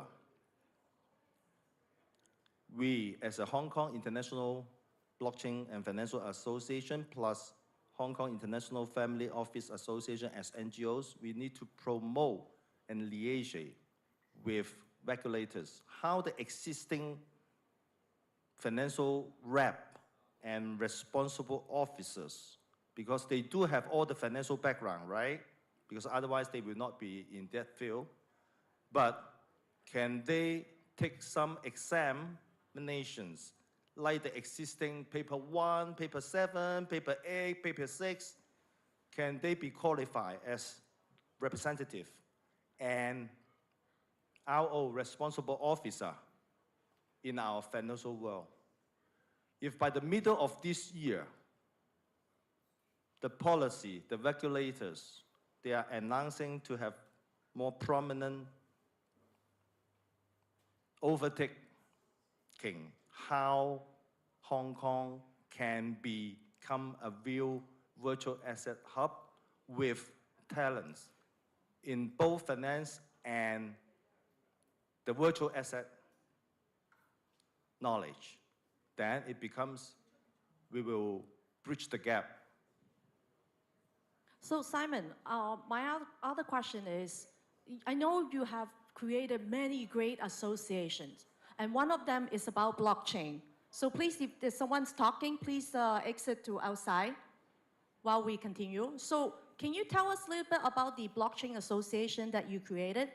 And also how we as the general public can get benefit from it? I think from 2018 May, when I established the Hong Kong International Blockchain and Financial Association, is because my network, many talents, they don't know blockchain. And then I recruit most of these financial world partners to become my committee members. And right now, I think Gary, he has been into the blockchain with us, and now he become an expert after a few years in the field, right, Gary? Who is Gary? Yes. So I think the idea is to promote blockchain technology, not only crypto. It's how to execute the technology to different projects on the ground. And of course, as a public, you're welcome to join our WhatsApp group, our WeChat group, so that a lot of active news, projects, ideas, even technology has been published, and we can learn from that. And I don't mind, and we should promote more about the technology executable in the market. It's not on the air, it's really executable on the market.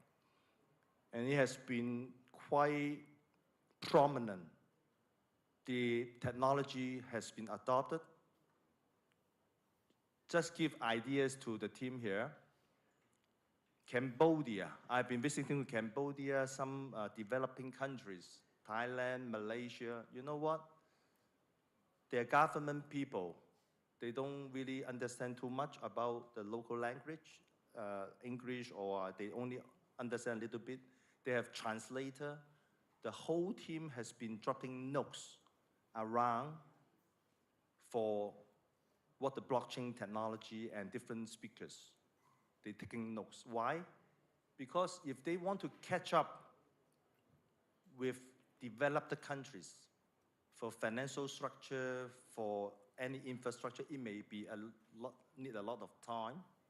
But blockchain is on the same starting line with them, because a few years ago, right, So they would like to catch up with one gap to catch up the market so that they will not difference from the developed countries. So that is very good. So you can see Malaysia has been putting a lot of effort. Thailand, right? Even Cambodia, believe it or not, okay? Hey, Simon. Yes. Good afternoon. Vince Pei from Dio.com. So we help 40 plus crypto company hire remote workers globally. You talk about talent shortage, right? Everyone's talking about talent shortage in Hong Kong. So what's stopping us from hiring outside of Hong Kong? I will not say there is a big gap, but still a gap we need to bridge. As I mentioned, according to FinTech Week in October, right? The government announced we are going to be the virtual hub here, virtual asset hub here. And 2 days ago, right, our chief executive also announced the same. But actually, how do we feel our talent in Hong Kong? How do we feel? As I just mentioned, financial world background is very strong in Hong Kong, no doubt at all. But finance network and partners, they need to know about virtual asset, Web3, NFT, crypto, how an exchange can work without problem, without risk, without scam, then it's totally different story. So our university has been trying hard to train talent in the market. But that takes some time. So I will advocate the existing financial gurus in the market, right? For securities, for asset management, for IPO, whatever, for future. We should tag on their talents, existing financial talent, plus the knowledge going to be developed for the Hong Kong financial hub or financial world. And these two combined is not easy. And I was attending another conference yesterday by a securities company. They just got the 1 and 7, and their asset management number 9 license just approved. Do they have RO? Yes. Responsible officer. But how common this responsible officer in the market? You see what I mean? They have been staying in one company. They may be, after 1 year, they move to another company because there's shortage of the responsible officer here. That is the challenge, I think. And that's why I advocate the SFC. The Hong Kong government is online, right? Live streaming. They should have examinations, just like the existing structure for securities paper, for virtual asset, right? Yeah, that knowledge is important. Thank you, Simon. Did I answer your questions? One last question. Anyone would like to ask? Yes. So, you need to use the microphone. Thank you. So, what industry do you think the blockchain technology could best use for now, besides the, NFT or the virtual asset? Very good question. Thank you. Finance is across the board. Blockchain technology across the board, right? But if you ask me what specific industry, to be honest, I think if not in Hong Kong, globally, supply chain, yeah. And because, the fundamental 101, as all of us know, but I'm just to remind, what is blockchain? Blockchain is all the records will be kept for long, cannot be changed manually because it's all consents by different nodes, right? That will be and it's very transparent, right? So anything around transparency, cannot be changed, the record should be decentralized, then it will apply the blockchain. Think about if these three principles about blockchain technology can apply, the industry can apply. Carrie just mentioned about supply chain. What about travel industry, right? What about medication, about the patient's record in the hospital, in the clinic? Right now, if you have, just like myself, have a record in hospital, public hospital, but my record will not be in the clinic, private clinic, or private hospital. But if everything is synced on the cloud with security, of course, then we can share the patients, that's myself, the record among different hospitals, other than you have to open up your public hospital record to the private clinics. Right now, the government is in Hong Kong like this, right? So I think that will be a very revolutionary technology if applied to public health. So Yep. I'm answering your question.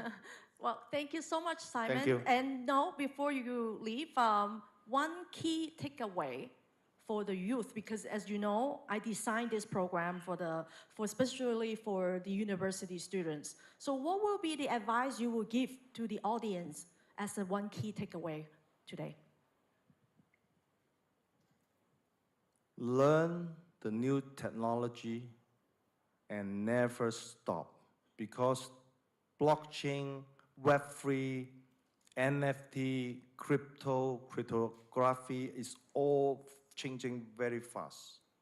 So keep learning, don't stop, and be yourself to contribute to your industry, to the society.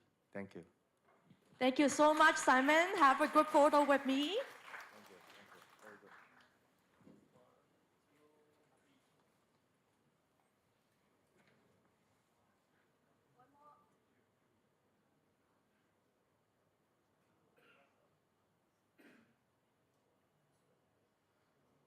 Thank you. Thank you. Yeah, Very good. Okay, One more? one more thing. Thank you. Your husband will not be jealous, huh? Thank you. Thank you so much, Simon. Let's give him a big round of applause. Thank you so much. So my next session, I have a very special guest, Dr.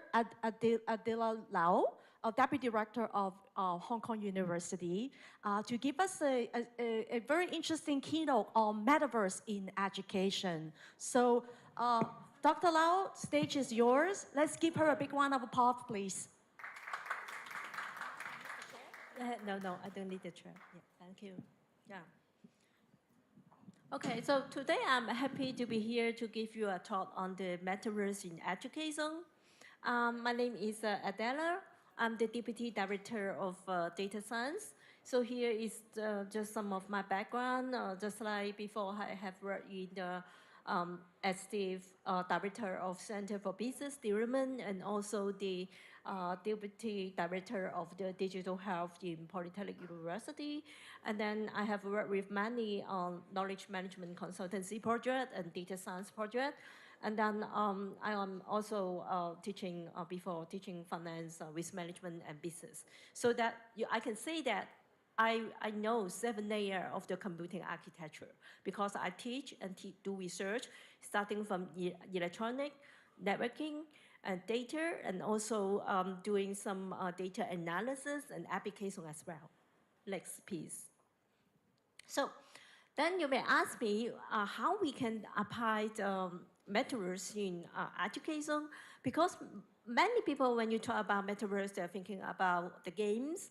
And then, of course, nowadays, some company, they're moving, want to move online to offline, use in the Metaverse, so that they're building their shop, their buildings in Metaverse, so that the customer can just go to Metaverse and then look at their products, and then they can browse the products, and then they can order the products, and then you can get the product offline.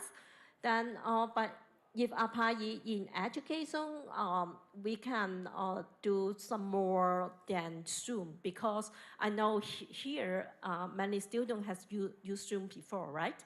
But in Metaverse, how can we apply it?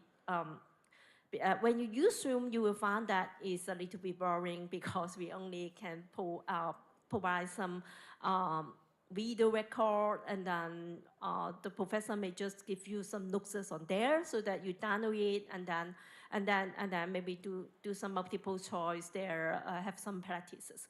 But in Metaverse, we moved the 2D into 3D. That means students can go to, just like you don't need to come back to Hong Kong U, and then you can just go to the Hong Kong U campus land. It's a Metaverse, so that in there, then you can go to your classroom. You can meet your classmates there in a 3D platform, so that in this way, we can have more interaction. And most importantly, you will find that nowadays, most of the education just focusing on, lecture notes and then exercise, exam, project, but they did not think about the all-rounded training for students. So that in this Metaverse, we provide some virtual internship, virtual mentorship, and then we have invited some our alumni to be there so that you can see their gallery, so that you can, look at their successful story, you can connect with them. So that we would like to bring some more interaction between our students, our alumni, our teacher, and even the company there. So this is what we are planning to do. Next, please. So that then you may ask me, anything new in this Metaverse, what technology we have used. As you know that in our data science lab, we have developed a lot of AI tools. And then one of them, that is the Web 6.0, because you will heard about the panel member, they talk about 3.0, right? But what is that? Can anybody can tell me? You have, take a lecture from Professor Yu. Yeah, what is that? What is that? Oh, it's Web 3.0. You have listened to the panel, right? So I can say that Web 3.0 is mainly focusing on semantic web, because many days ago we have Web 1.0 is just talking about the web, and the Web 2.0. Then we are talking about on the website how we can exchange the document. And Web 3.0, we are talking about the semantic web, how we can build on the top of Web 2.0, just like the Facebook or the Twitter, and then do some data analysis. And then next, we have Web 4.0, is talking about how we can use the mobile phone so that we can interact with on the web or different people and communicate. And Web 5.0, this is what we are working on. That is about the emotion detection. So that in our data science lab, we have implemented some AI tools that is able to detect your emotion. Just like when now you are here, I have a camera, or just like in your notebook, we camera you in Zoom, and then we can detect your emotion. We know that you are happy and happy, or you don't understand the lecture, then we will give you some instant response, okay? So this is what we have deployed, the Web 5.0 emotion detection in education. And other than that, you may say, what is Web 6.0? So Web 6.0 is talking about whether we are able to do personalization. Just like when you choose the course, can you choose the courses yourself, or can we learn from your behaviors? We know that what you want to be in the future and what courses you can take, so that our data science lab also developing something that will learn from your behavior.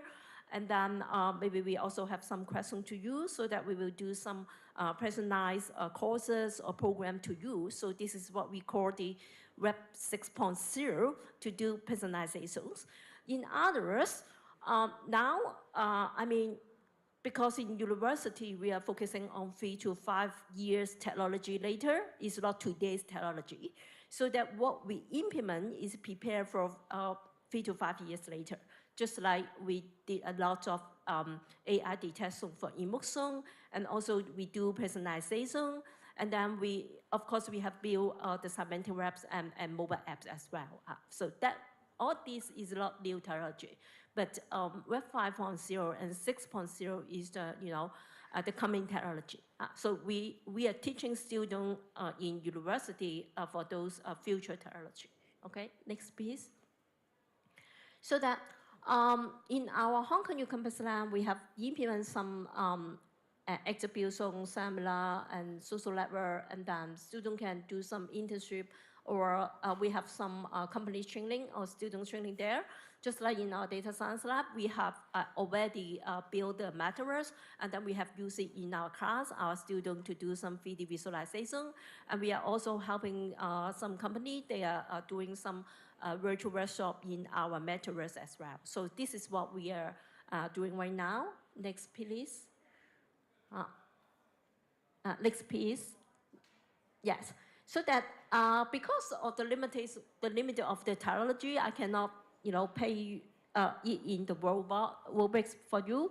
Our Hong Kong U already developed a Metaverse that is in Roblox, so that you can go to this link and then you can go to our campus. You can walk around our buildings. Yeah, next.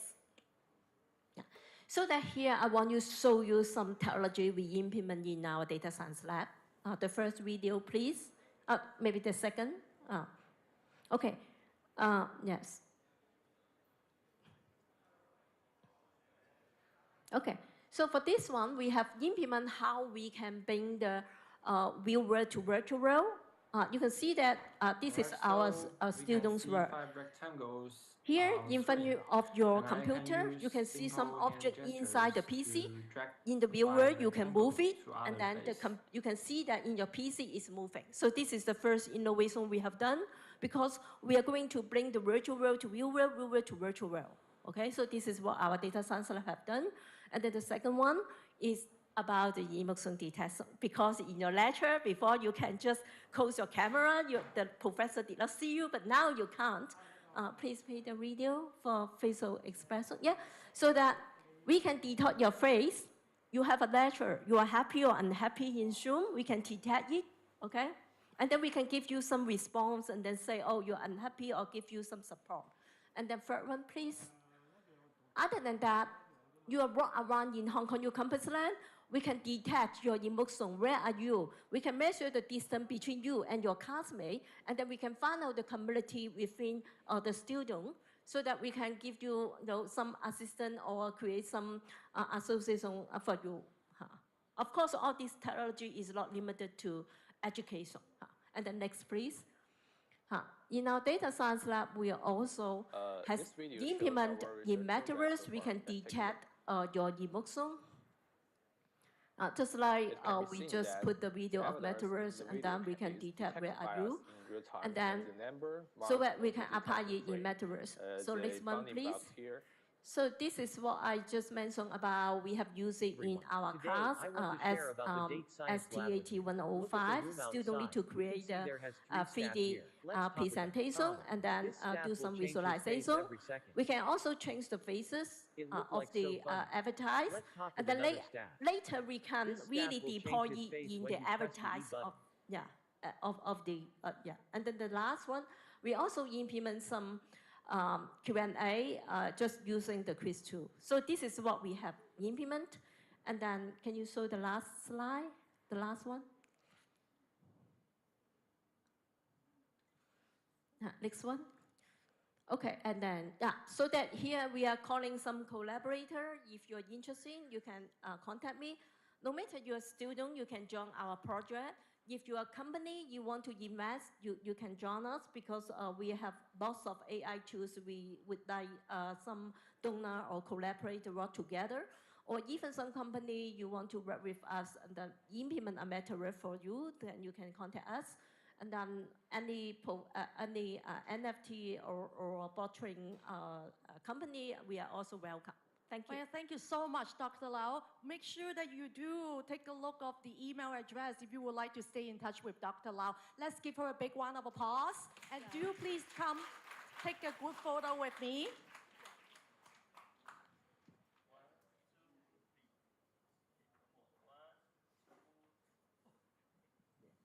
Thank you so much. So our next session It's a very interesting panel discussion. Is Web3 worth my time? How can I really catch the wave?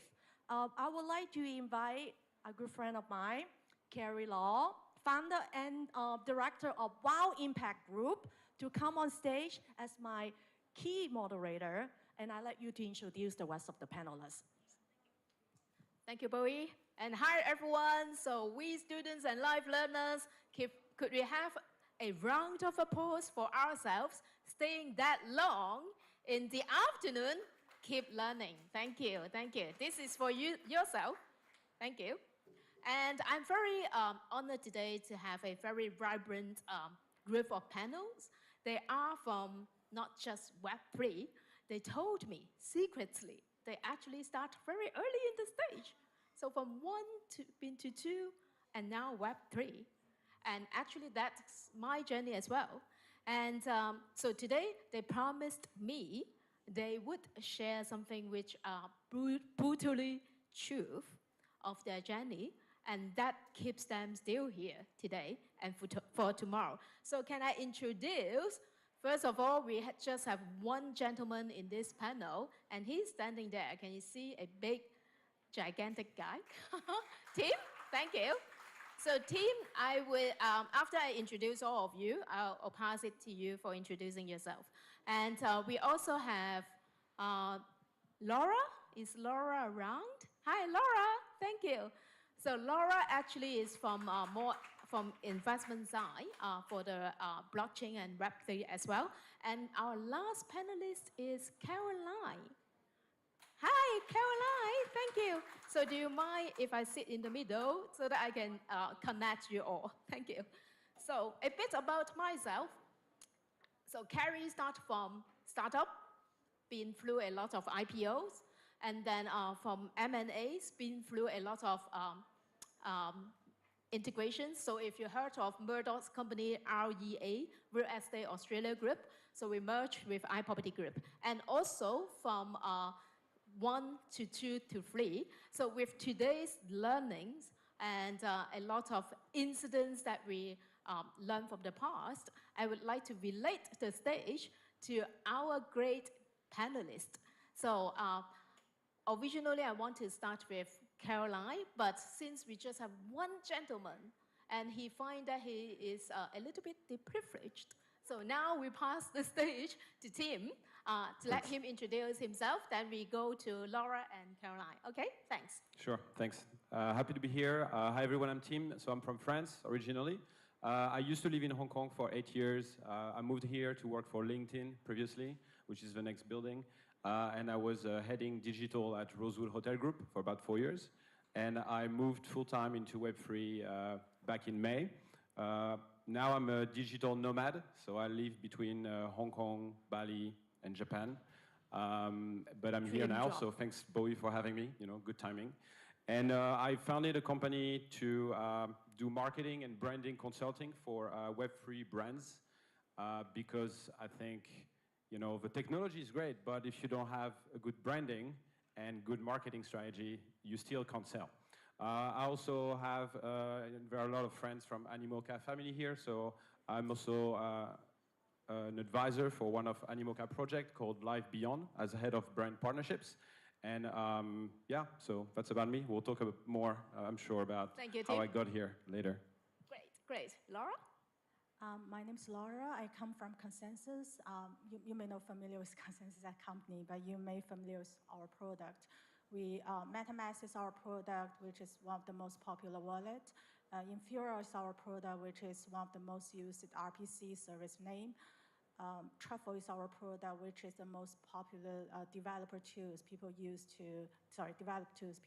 do Solidity language doing smart contract. I joined Consensus since last year. I was doing the Asia strategy. I was trying to make sure that, especially given Web3 comes to be regional matter things, cultural matter things, for all of our product as a Web3 infrastructures and developed tools, we do have product market fit. And Laura, actually you share your investment journey and how you from investment and into common sense later on, right? Yeah. Okay, thanks. And Caroline. I will take a mic. Thank you. Thank Sorry. you. It's okay. So, hi everybody. I'm Caroline York. I'm the Director of Marketing for Gusto Collective. A little bit of background of myself before I hop into Gusto Collective is I used to actually be in branding and marketing for a long, long time as well, but mostly for Web2 fashion retail brands. And then actually before that, I studied law, so that's got nothing to do with Web3 or whatever we're doing right now. But before actually joining Gusto Collective, I was actually in the fintech realm with some robo-advisories. So it's been a very, very interesting journey, and that's a little bit about myself. For Gusto Collective, currently we help a lot of the bigger brands, the retail brands, as well as hospitality groups, et cetera, possibly Rosewood as well, move into the Web3 space. But we do it by baby steps. So we do Web 2.5 first, just to get them, ease them in a little bit more. So that's a little bit about myself and the company. Caroline. And to echo, I meant Tim as well as Caroline and Laura, actually my company has been offering Metaverse solutions that empower brands to do their own events. And you do not need to invest into your own virtual land, but you can brand the Metaverse space for sales, for experience, and for whatsoever conference and exhibition. So that's something maybe we can gel after this. And that is how we bring us to the future and why you are here today, because not just take experience from all the panelists, but also take the opportunities to learn and see how you can innovate. So now I want to grill all of them.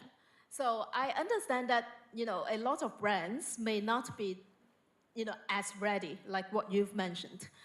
They may have aspirations, talk about the buzzwords, sexy words, like Web3 and then blockchain and NFT, but then they have nothing in the plan. But then they ask, you guys for solutions. So how do you deal with them? And this question will be passed on to Tim as well, because as time goes by, what keeps us there? We may or may not want to work with, I'm sorry to say, some average customers, okay? Okay. Well, okay, so first spending All, on this all question. customers are great. The clients are always right. No, so actually this is a long process because as you all know, Web3 really came into the scene in popular kind of vernacular very, very recently. Everyone's nascent. Actually, in a sense, we're all beginners in this space, but we leverage on whatever existing experiences we have and implement it. So similar to how social media, digital media came about, nobody understood this 10 years ago, Actually nowadays I'm like, how do you do a TikTok reel? But the point is, with a lot of these brands, they all want to get into it because everyone's hyping about Web3. Prior to crypto crash, everybody's like, you can make a ton of money in Web3 space. So we get a lot of brands coming in and being like, so Caroline, I hear you guys do this kind of stuff in the metaverse. Yeah, NFTs, cool. How do we do this? We're actually, at least our company, we're like, you know what? First off, what's your strategy? Because if you don't have a strategy, just don't come into the space, right? It's kind of like building a website. You can't just be like, Caroline, build me a website, and then we won't maintain it. We'll just leave it there, lounging around, floating in space. There's no content, there's no creativity, there's nothing to gel the group together. So first off, we're like, do you have an investment plan coming into it? Do you have a strategy going into it? Exactly. If you have a purpose, great. If you don't, you're not going to see immediately ROIs in this space. Then secondly, when we look into the brands, if they do come to us and say, actually, we have a roadmap because we believe in Web3, and Web3 specifically is actually building upon community decentralization, having people own their own parts, right? Their data, all of it. So when they have that strategy, we go, okay, great. Now we can work on a branding strategy for you. Now we can leverage all the different buzzwords and tool sets you hear to build something meaningful. Because otherwise, why do it at all, right? You open an Instagram account and you don't post. What's the point of it? So I think that is from where we look at it. And whether or not Web3 is worth your time, that's like asking me, is social media worth any of our time? This is like the future of the internet. So is it worth your time? Apparently, 25% of the world will be spending a lot of time in the metaverse in the future. So I'll let you guys ponder on that one. Great ending. Tim, worth your time? Yeah, I mean, I can talk about like brands for hours, but I think one thing I would say, yeah, the hype kind of died down, right? So now brands are more cautious, still want to do something. I think one of the problem though is it's kind of easy to come up with ideas or like a strategy or say, oh, we want to do like a limited edition of an NFT tied to a product, blah, blah, blah. The problem is there are really, really not many people who can execute Web3 marketing projects. Like really not too many people, and especially in like the luxury brand space, right? So I think again, for the youth here, I think that's where the amazing potential is. Like you literally have hundreds and hundreds and hundreds of jobs available right now in the space that there's just no one to fill them because nobody has the skills. So yes, definitely worth the time, but also I think the potential is, the marketing foundation that we all, we got at school, in university, it's still the same. Now you just need to learn about the new technology, how it works, and the best way to do it is just to use it, right? So, get in Discord, go into, if you're interested in brands, go to like the Lacoste Discord, the Nike Discord, like see what's going on there, and just kind of try to learn how they market themselves. But yeah, I think brands now, definitely everybody is still interested. And I think the key is how we convince them, that's one thing, but also, like, where does the budget come from? Like, it used to be marketing budget, but now it's changing, yeah. Okay, that's great, thank you. And how about yours, Laura? Your company and how you deal with average customer, and then, I'm not really saying they're average, but then maybe not yet into what you've been offering, your company has been offering. Yeah, so I have to say, like, a few years ago, say before we have this bull market in 2021, I would say bull market in 2022, we actually a protocol name. Say we contribute to the very bottom level of infrastructure to this to this ecosystem. And back to the time, if you think about every so-called client that we consider as a business client, it's actually, I have to say, government and large institution. For example, we used to do, and we're still working on certain consultation work or POC work for CBDC project. We're still helping, contributing to certain chains that's working on supply chain, working on financing and tokenization. But when we come to this round, in the past 2 years, we have NFT, we have ERC 721. We got making it more commercial related, more entertainment and consumption related. And for example, in the past few weeks, you may heard about the saying Apple Store stopped to having people, allow people or allow in-application sales and trading of NFT because that has been like basically we are now paying 30% tax to Apple Store. So from my understanding, if we think about consumption retail, these kinds of use case and maybe sooner or later in the future, more and more non-financial related use case utilize blockchain as a technology, we need to think about what's the existing pain point. The existing pain point for, of course, start from marketing and distribution. It's not only because we see some higher, in the short term, we see higher ROI in Web3, but also in the long term, the entire value chain of sales, distribution, publishment in Web3 hasn't been established. And that is the alpha, from my understanding, every industry is looking for. But we also need to keep in mind saying the entire value of Web3 and why small business or individuals interested in Web3 is because the entire model vision of Web3 or blockchain technology is trying to ensure that value is distributed in a more fair way to the mass population, content generator, KOL, like whoever we define as minorities. Yeah. Exactly. So we need to always keep that in mind so that in the long-term future, we believe whatever adoption use case that utilize blockchain as a technology, it won't be like only less than 40% finally of the value distributed to the content owner. The entire distribution system and publishment system should be reorganized and utilize blockchain technology trying to contribute to the rebalance of the value distribution. I think that's what ultimately sound the board to the most of these industries. You've shared a very good point as the backbone of the development of Web3. Is that something that you really value and that's why you jump into the boat? Because you've been originally investing into the current company, and then you're now actually one of the leadership team. Can you tell us the story and why you do that? Yes, so I used to be a PE investor, and Consensus is actually one of my portfolio company in blockchain.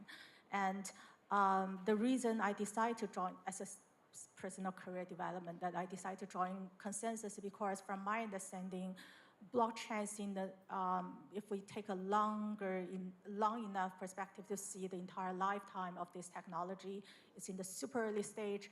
In this period of like early stage phase, tech innovation is actually the area that on the one hand, it can accumulate the most significant part of venture capital.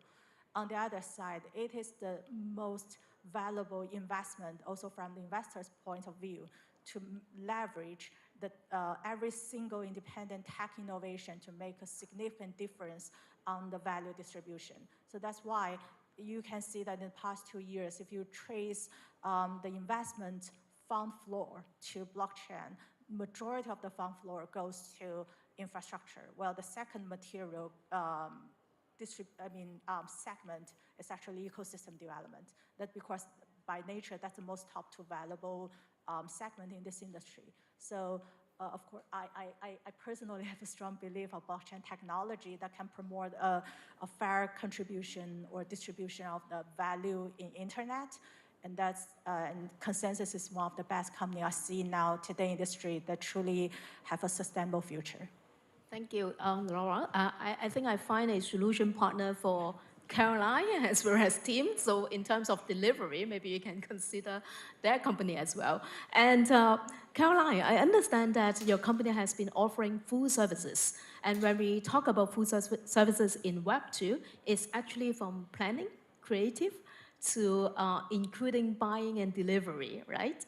And you also mentioned you have interns in your company and they are your great star. Oh, some of them, wave your hands, hi. Well. Great. And you promised you'll consult them what they want to learn from this panel discussion, right? So can you I'll definitely put give them the everything mic into context? and put them into spotlight later. Yeah, please. Yeah, I think in terms of the questions, I will, gladly offer the mic to you ladies later. And it's actually quite interesting too. My interns currently are all female this time. Now, we're not being gender discriminatory, by the way, okay? Our marketing and branding department loves, interns of all nations and all genders, so do come and apply. But, so you're recruiting. Okay, airtime, please. Airtime. But I think it's actually quite interesting because with this topic, right, is Web3 worth my time? What do we do here? Maybe I'll give a bit of background information for how one could further their career in this space. So interestingly, I think with Gusto Collective, we offer 4 specialisms. Now, none of this touch upon the infrastructure layer as much, right? We're not talking about the protocols. We're actually building upon the furthest layer. If we look at DeFi protocols, experiences, et cetera, we're on the outer edges. And the outer edges is where I find the most exciting blend of Web 2 or legacy businesses and Web 3. Because it's the experiential layer that most people can actually experience this easily, right?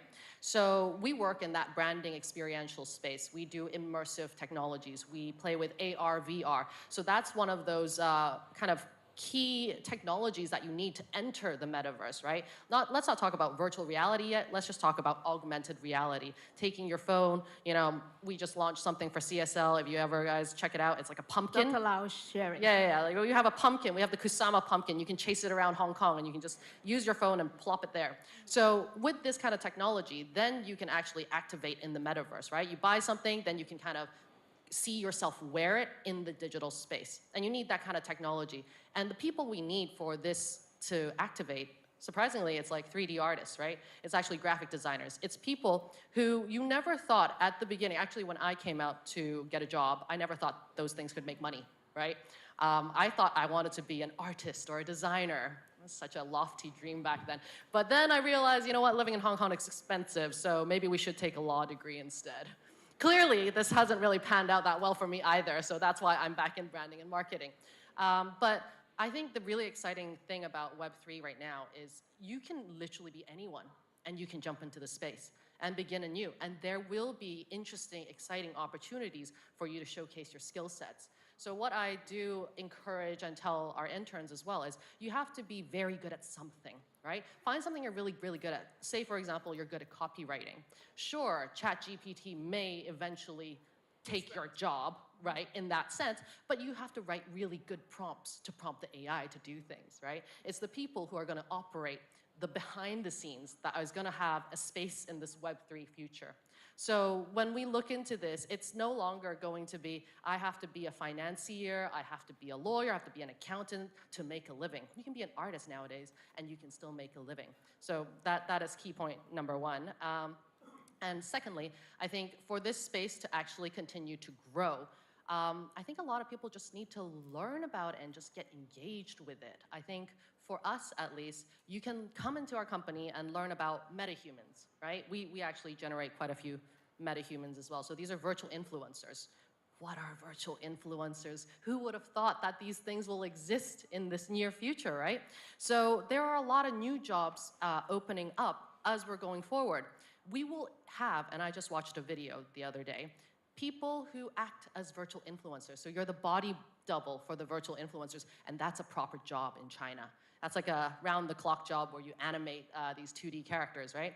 So I think you just need to come in, have a look at what the world has to offer, play around in Sandbox, play around with the different apps, come to more of these talks and learn what kind of companies and what they're doing. You can build infrastructure, you can be a data scientist, you can go into AI, but I think this is a very, very exciting space. It is definitely worth your time. I answered the question I just proposed, so. That's great, that's great. And to sum up, actually what I perceive is, you know what? New products, new experience, new services, new market, as well as new growth. And the key thing is like always learning. And Tim, how would you echo this? I think I can talk maybe a little bit like how I got into the space myself, Yes. because it's not very straightforward. I mean, so basically what happened, I was with Rosewood last year, and I had a coffee with a guy talking about, you know, creative and potentially, he was pitching me, right, trying to sell me a product. And then he told me, oh, there's this NFT gallery in K11 and they're having this NFT there. I'm like, oh, okay, I want to go. And that's when I bought my first NFT and it changed my life, like literally. Like I went into a Discord, I looked at how people engaged and I was like, wow, this is the future of customer service. Like there is no way this is going away. You know, at Rosewood, if you've been there, hopefully everybody's been there, but you know, at Rosewood you give personalized service as much as you can, right? It's really high touch, very luxury service. But how do you translate that kind of service in the digital world? Like at Rosewood, we've never been able to do it. Like we had, you know, we talked about it for years and we tried to find a way, okay, how can we bring that into the digital world? Never been done, but I think now it can engage, you know, get people ownership of digital assets, and I think that's the future of every loyalty programs for brands and stuff like that. So anyway, I was with Rosewood, I started to buy NFT, trading NFT, and I'm a very good friend of a French coach of the Olympic fencer Chong Kalong. For those of you guys who know, gold medal Chong Kalong, the David Beckham of Hong Kong. 他的普通话很厉害的。 And so basically, they were like, oh, you know, they want to do an NFT project. And I told them, okay, maybe I can help. I told them, I don't know. I mean, maybe I can help. And that's how I got into the Web3 space. I actually did pro bono job, some paid job. I became a moderator for a community. I was just doing like stuff for free every night on my computer after my day job. And that's how I really got into Web3. And then I became, you know, like I was talking to all my friends about that. All my friends were asking like one-on-one, like 1 hour, explain to me what's happening. And then at some point I was like, well, would you pay me for that 1 hour? and that's how it started, you know? And I was like, So when I left Rosewood, I already had my first client lined up that was paying me to teach their brand about what's NFT, this and that. And then after, yeah, it was a new life for me to become a first-time entrepreneur. And now I'm like what people call a portfolio career. Like I'm basically doing like 5 jobs in one day, in a lot of different things. So I work in DeFi, I do marketing, I do gaming, I do a lot of stuff. I love it. And like what Caroline said, like Web3 is just, it's massive. Like you have so many different kind of things that use the technology, but the experience layer of the experiences for customers is limitless in any industry. You know, travel, luxury, fashion, you know, Starbucks is doing this Odyssey program in the US. One thing I have to say though is that Hong Kong is always like late to the game because brands don't want to touch Hong Kong. Global brands don't want to touch Hong Kong. So you have to look outside of Hong Kong if you want to understand the global stage of what's happening. Do you mind sharing us the reasons behind? Well, first, okay, so I'll try to be politically correct here. First, it's a small market, okay? It's a small market, you know, it's not Greater Bay Area, it's Hong Kong. You know, like the Greater Bay Area doesn't work when it comes to Web3 because crypto is not allowed in China. So Hong Kong is Hong Kong. The adoption of different social tools is not necessarily here. You know, TikTok is not available. Instagram, we're like 2 years late in terms of releases. And so global brands, when they want to launch in Asia, they're not looking at Hong Kong. They're looking at China, Southeast Asia. And so Hong Kong sometimes, you know, it's great to do things here, but, you know, let's try to think a bit bigger. But one thing I'm very excited about is China. And, you know, let's see how it goes, but maybe some of the Web3 things that will happen here will happen thanks to China. And I think people don't think about this enough. Actually, I was researching on Web3 on China as well, and they have a lot of metaverses policies from the government. They have so much stuff they haven't talked about. Yep. Like the next few months after Chinese New Year, just look at the news every day. It's going to be insane. And like what Caroline mentioned about the human inferences, AI inferences, are actually starting there. And it's like on web, you can create one already. And do you have similar experience as well? Or do you think Web3 worthwhile for you from investment to now operating the PR side, right? Because I think in the past 2 years, I think like compares now early 2023 versus early 2021, I believe millions of people have been more familiar with the brand MetaMask or this product. And we see like, and I have to say the most reasons because we have now an NFT. And from my understanding, the beautiful part of Web3 is that like, for example, NFT, making content generator, making artists find the value of Web3 in their own, in the existing like consumption or content generation business. Well, DeFi and tokens, fungible token, making financial investment, financial institutions find the value of Web3 because it's more securities-like.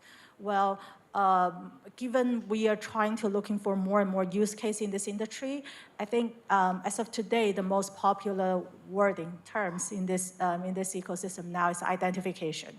So we see mass populations who may not be a content generator, who may not be good at investment or or may see crypto as a Ponzi, but they do see the pain point of themselves identification being overused or their personal information being either overused or getting hijacked by the platform. So that's another pain point from my understanding. At the current stage, the industry has been finding this pain point, but no one got you a clear answer about how blockchain technology can be solving this problem. So from my understanding, maybe by the end of the year, there will be a technology or there will be a use case or business available to solve this pain point. And that will make the next 100 million of users got excited about this technology and realize that we may need to have, or we should have an open mind about the technology, which we call it technical crypto. Is different than like financial crypto. So that's the thing, from my understanding, that make me very excited for 2023. So you've answered subtly. I can see the passion because everyone has been, excited about the Web3 experience. And I was told I have 10 minutes to go. And I understand that Bowie will always have one very last question, but this is not the last. So what would you advise? Because we have a lot of young talents today. And everyone has been sharing what you need to do in the previous sections. So would we say what we could not or ought not to do when we are looking at Web3 today and tomorrow? So what not? Yep. What not to do? Don't ignore it. Don't ignore it. Very good. And you wouldn't be here in the first place. What not to do? I would say everyone working now for any big companies or already for a big agency or your day job, or if you're a student you don't have a job, but even the scope of what you do is not what defines you. And I think it took me like 15 years to figure this out, I'm guilty that that was my job description in these companies, and I was like working within that scope of work. And as much as people tell you you can go beyond, it's very hard to do it. So I would say not to do is do not stay within your scope of work. During your work, if you really can't have flexibility during your daytime, just do something in your spare time that will just like open your mind into this new world, because nobody's gonna wait for you. So very good. No boundary, right? Okay, I'll be very quick. Don't share your private key. Don't share your recovery phrase. Consensus don't have, MetaMask don't have, never any support team from MetaMask or Consensus won't ask your private key, won't ask your recovery phrase. Whoever perform as an administrator in Discord, we should try to looking for help. For example, who pretend to be an OpenSea admin and ask your private key, that's a scam. Please don't do that. Very good advice. Do not gamble your money. Yes. Yes. I'm going to echo this a little bit further. So do your own research rather than don't do your own research. That also means don't believe everything you see, don't believe everything you hear, right? Because there is a lot of hype in this space. And there's a lot of scammers out there. Verify. There are a lot of rug pulls out there. That's why when you look into a project, do your own research, look into it properly. Even companies, right? We all loved FTX in the story. But at the same time, do your own research. And a large part of it that I always find is, NFTs nowadays gives projects a bad name. So now they've switched over to the name digital collectibles instead. So now we're using more and more of it. One thing that I am very, very aware of and mindful of is how we sell a project or how we position ourselves, right? So when you actually look at a project and they hype it up a little bit too much, look at the baseline, look at what the roadmap is, look at their team, are they able to deliver it, right? As a student, if you want to invest in this space, especially that, look at the core team, because these are the same people, and use your kind of team working skills on this, right? You look at the team and you go, aha, this guy is the salesperson, but he's not going to pull in any work. All right, but this guy, he's gonna execute and he's gonna get the work done. You have to have those people on a team, on a project, in a company, right? So before you say, I'm gonna throw my entire future career path on this company, really do your due diligence on who you're gonna work for. It's the same thing, right? You DD us, we DD you. So that's what I would say on that side. To echo a little bit on Caroline's sharing, I would like to combine what she shared with teams sharing and the security as well. The key thing is, like, if you ask me, don't set boundary for yourself. It's actually on the due diligence part, actually due diligence yourself. what I meant is like how you can be a better self every day. And if today you're just in the sales side, could you do also marketing? And if you can submit the marketing homework, could you understand tech? Like what Simon previously mentioned, a lot of finance-trained guys in Hong Kong, they are not tech savvy, and that's the gap. And if you can move around as an amoeba, you don't need to define yourself, you're from Web 2 or Web 1, or you're going to Web 3. Actually, Galaxy is the limit. But one thing is very important is always do the due diligence for the security part. And sometimes you spend time with a corporate, with a project, doesn't mean that you'll harvest today. Have a longer vision. Because today you sit, and then some days later, you just don't know. Because if you label me, try to put a label on me, I start my journey with digital media. So a lot of acquisitions, meaning we acquired China Entertainment TV from Time Warner. We acquired 16 companies outdoor in China for 22 cities, and all the publishing groups in Taiwan, and build a group. And I do also sports and entertainment. The NBA Greater China, ATP, and then WWA, WWE. So this are something, meaning if you join a company that allowed you the space and you are willing to grab, so my English name is Carrie and surname is Law, so CRAW, C-R-A-W. So if you don't mind to grab and put the effort, that's something you can, always push yourself to, to the limit.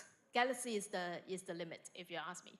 And the last question I have to put for the whole panelist, now crystal ball is in your hands, all right? Last 5 minutes. So when you have the crystal ball in your hands, so given that we learned from Web 1 and Web 2, e-commerce was not coming day one, unless the smartphone came into the market and changed the whole behavior. Then it got booming. And we have internet bubble in year 2000. And everyone, all internet stock fell in one day, obsolete the values. And now, just now, Caroline highlights the FTX, the scam. And then, so if you have crystal ball in your hands, what do you think Web3, we are talking today, right? They're not blooming yet. We are working on Web 2.0, 2.5. So when do you expect that would happen? And what materialistic change would bring that happen? Who would like to go first? I see Tim's already got the mic. So okay. I have a thought. So I'm also one of a member of a working team for the Web3 Marketing Association, which is global. And the reason we do that association is very clear. The companies where the most money is in marketing. The advertising billions, the marketing dollars, that's where the money is. And I believe that's what's going to drive Web3. And I see Web3 for brands the same way I look at MarTech, marketing technology, and brands going to adopt it, and consumers going to be on the other end without knowing or without knowing. I don't know. I don't have an answer. For some project, maybe it will be obvious. For some other project, it won't be. But that's my bet. When the marketing dollars start to shift, which they already are slowly, but it's still very small. When we get to that 20% of the marketing dollars shifting to Web3, then the rest is just going to flow. So that's the key trend. Okay. Like for me, that's going to take like a couple of years. Measurement. Anyone? I would say it's coming in a way of everyone now on the stage is contributing to that. We see Tim and Karen contribute to the ecosystem development. Well, we are contribute to the protocol level development, including roll-up to make sure there's enough capacity to process transaction. We are working hard to build a safe city for the next 100 million users who may not be that familiar with the technology and to be participating in Web3. So I think I see that's happening. User base. Thank you. Great. Caroline? Yep, I think I'm gonna piggyback off our lovely panelists. So what I do see happening is adoption actually is the key to unlocking Web3 properly. And we already know how hard it is to adopt technology, right? Your parents asking you, how do I use this? How do I download this app? Not to mention, you know, I personally, when I first used the MetaMask, I was like, you gotta do this and this and this. Honestly, I think the easiest way to get people on board is just not to let them know that this is happening and just have the smoothest UI UX transition into it. So that is the way I see Web3 building onto it, because nobody actually wants to know the behind the scenes of all the tech stuff behind your octopus, right? Like, how does money even get on the octopus? I give the cashier $500, it's in my octopus. I don't need to know the blockchain technology as part of this. I kind of know the concept, it's done. I just want to get on with my life. That's actually mostly 99% of the world. So I would say and I know a lot of builders are out there already doing so. I think Consensus are also working on that. And all the different layers, the different protocols, we're all helping to build towards that kind of ecosystem. And what's super, super exciting is I think that future is close enough. We can kind of taste it maybe in the next 5 years or so. I feel like we will get more and more adoption. But if you say, oh, everybody getting onto it, it's going to take a while. Not everybody has got a nice functioning website even now, right? So we're looking at a 50-year, 80-year kind of build. Fingers crossed. And it's going to be highly divided between different countries too. You know, it's going to be completely different. Of course, region, industries, so on and so forth. And to conclude, simplicity, right? Major adoption, no entry barrier. One more thing though, actually for those who are in companies, we want to make sure the projects don't really leave people with a bad taste. Bring everyone onto the journey. Because I think Timothy and I get this. Once you've been burned by an NFT project, you don't ever want to touch it again. And then when people try to sell it to you again, you're like, nah, I've done that, right? So if we want this ecosystem to work, we have to make sure that when we deliver, and we promise to deliver, we are delivering quality goods, right? Otherwise, we are literally going to be, I don't know, seppukuing our own situation here for Web3. So I hope all the builders out there, anyone who wants to join in the future, really take this into mind. We're not trying to rug pull, we're really trying to build into something credible. Integrity is very important. So what I took from the dear panelists is like simplicity, no entry barrier, and then with security and major users adopt, marketing spending, then the market of Web3 will be booming. And thank you for everyone for today's time, and especially thank you to Bowie for creating this forum for everyone. Thank you, all my great speakers. So I really appreciate for all the sharing, very insightful, and I would like to have a group photo with you all. Sure.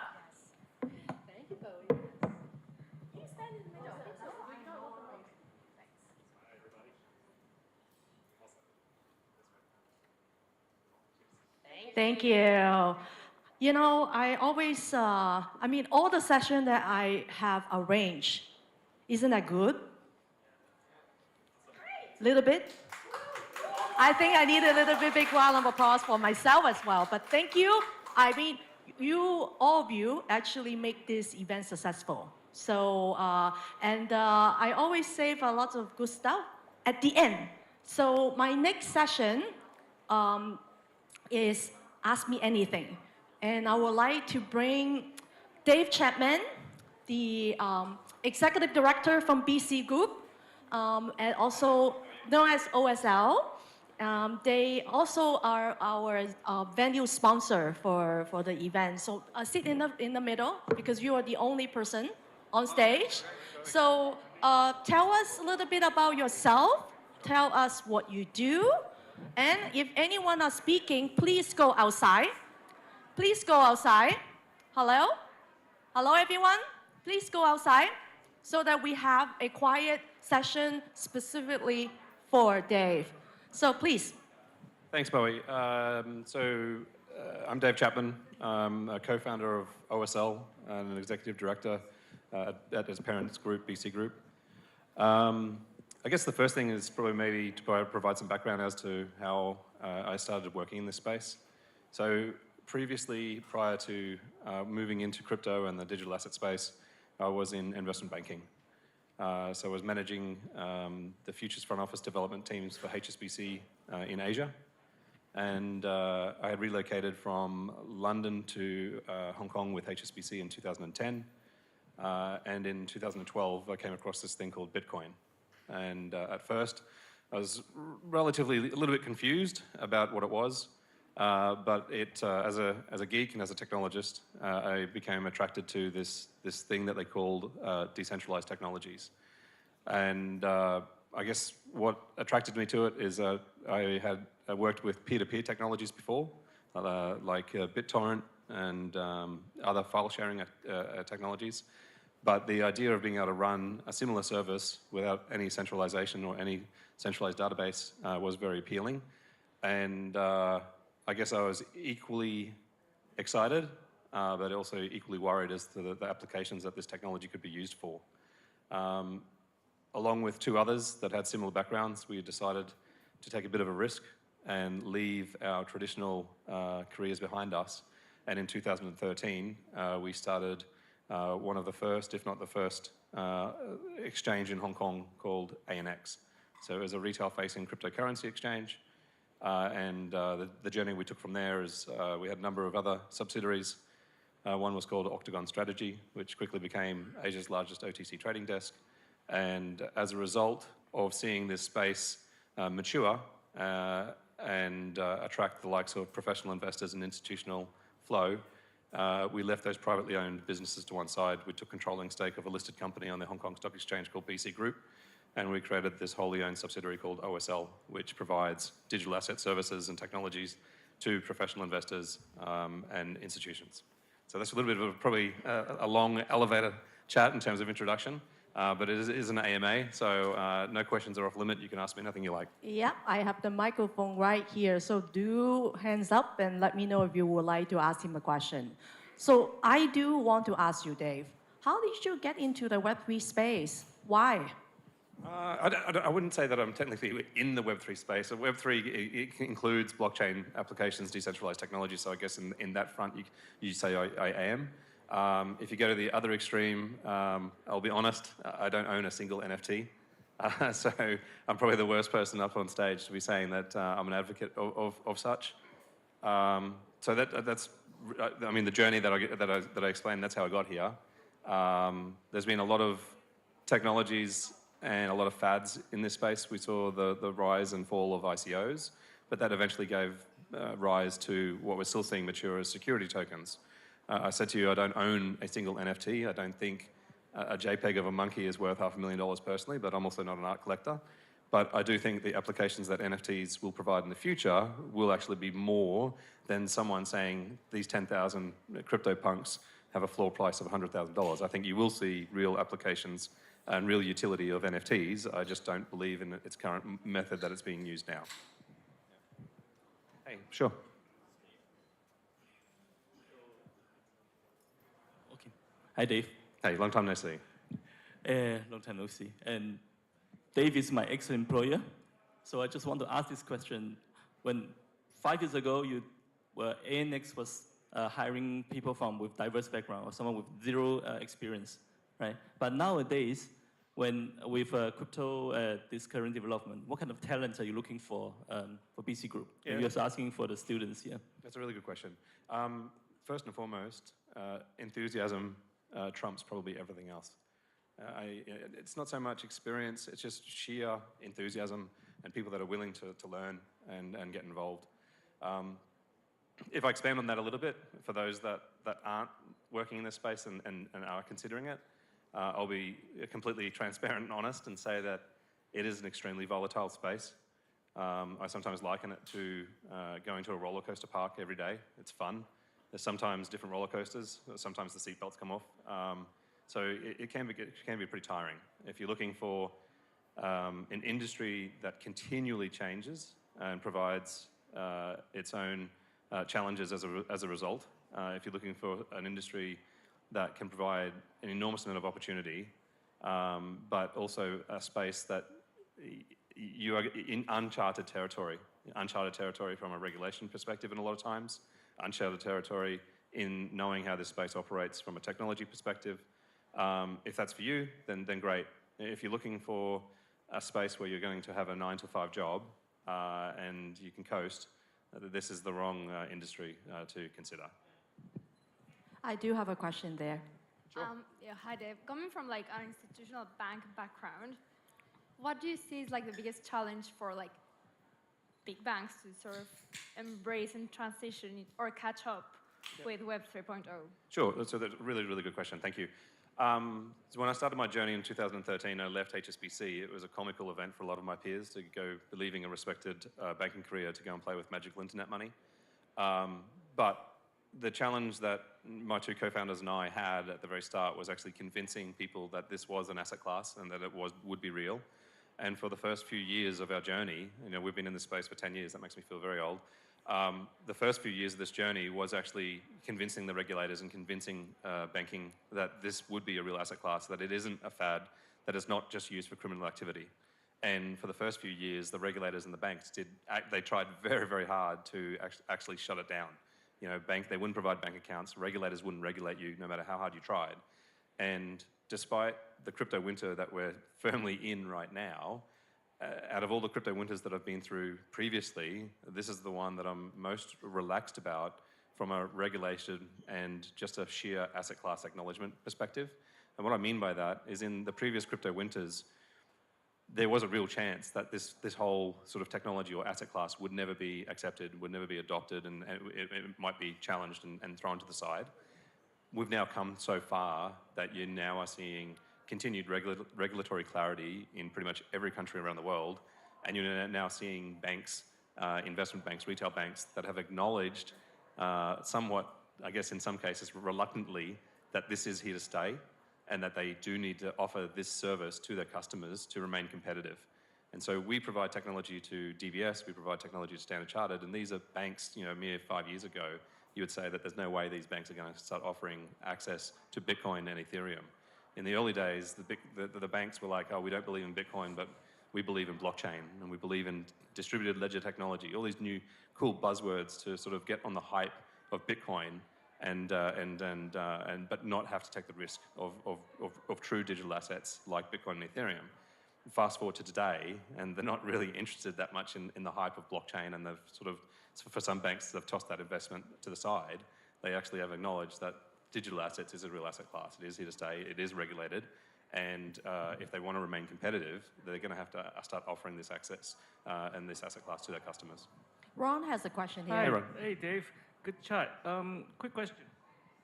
How do you see the introduction of central bank digital currencies affecting this digital asset space? Sure, another really good question. Thank you.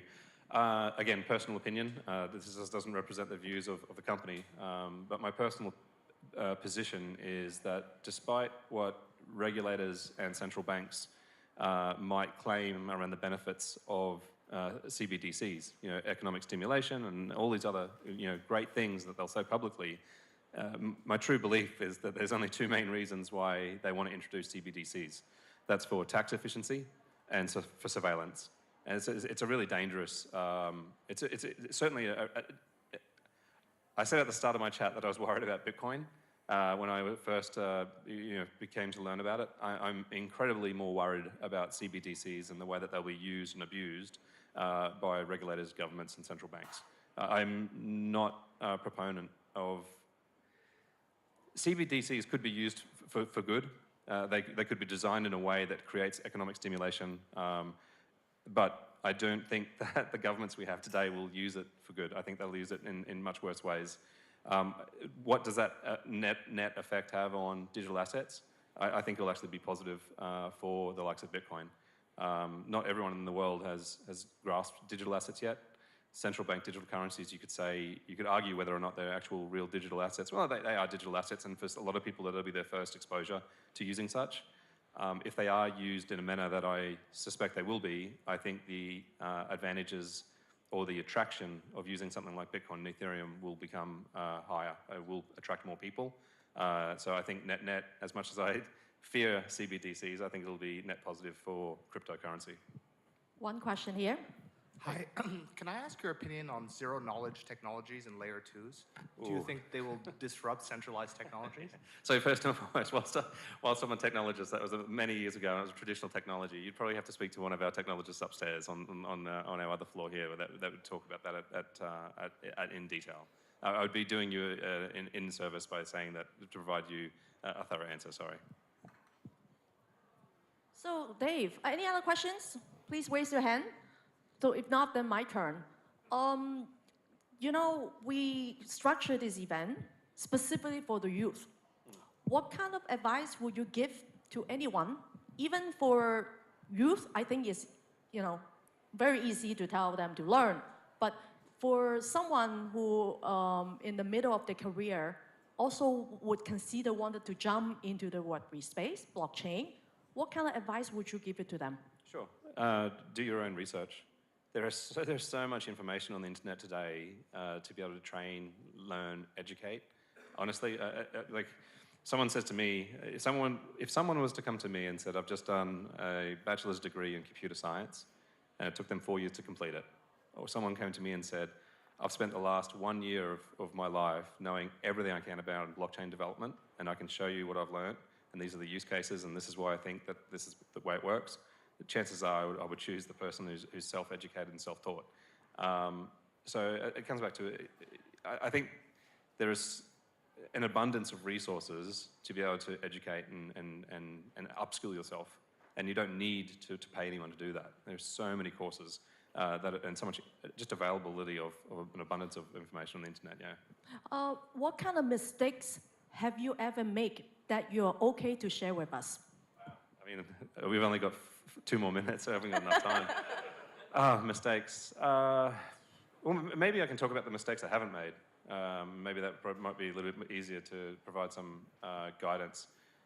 There's been an enormous amount of participants in this space as late last year that have really fucked it for so many other people in this industry, and it sucks.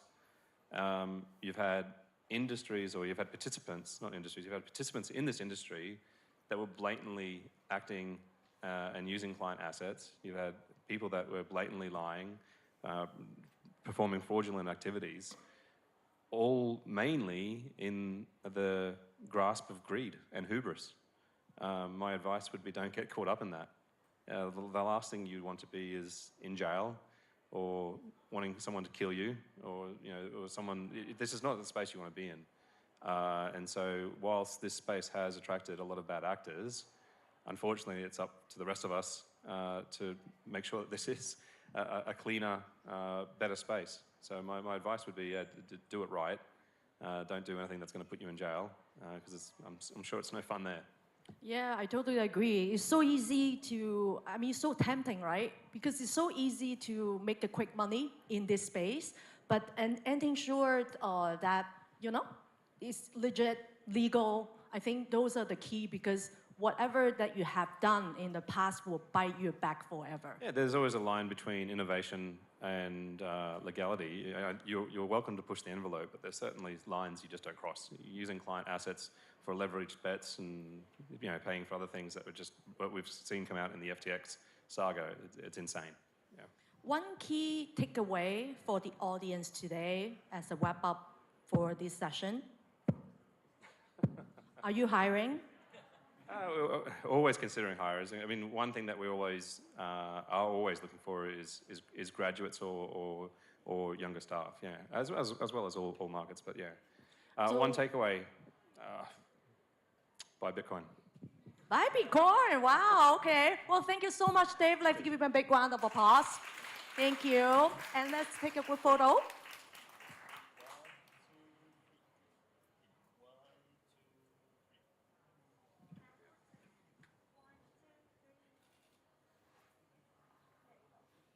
Thank you so much, Dave. Next, we have Janice Tan, Product Manager from OKX. Let's give her a big round of applause. Janice, very nice meeting you. Have a seat. Tell us a little bit about yourself, what you do, and I will be keen to understand your role as well. Yeah, definitely. Thanks, Bowie, for having me. So my name is Janice, and I'm a product manager at OKX, and I'm focusing on building our decentralized exchange. Just a little bit about myself first. So like a lot of the speakers here, I actually started in TradFi as well. So prior to joining crypto, I was actually in financial markets, focusing on FX. So that was actually where I first learned about Bitcoin. Traders on the desk love to trade everything that could make money. And that's when they started talking about Bitcoin, Ethereum, and such. And that is when I started trading it as well and lost some money. And I was a bit skeptical about it myself at first, but then after losing the money, I decided that I was gonna, learn more about it, experience it myself further. And around 2 years ago, I eventually jumped into the crypto industry myself and, work on it full time. So far, I've built some DeFi projects, and I've worked in centralized exchange as well. And in last year, I joined OKX when they started to expand the Web3 presence globally, and especially in Asia and in Hong Kong. So just to share some more about my role and what we're doing in OKX. So I think a lot of you guys have heard about or known OKX because we have a really established centralized exchange already. So a lot of you might have traded or opened an account on OKX. We have, a lot of derivatives that are available for trading. We have, earn products, lending, etc., as well as institutional support.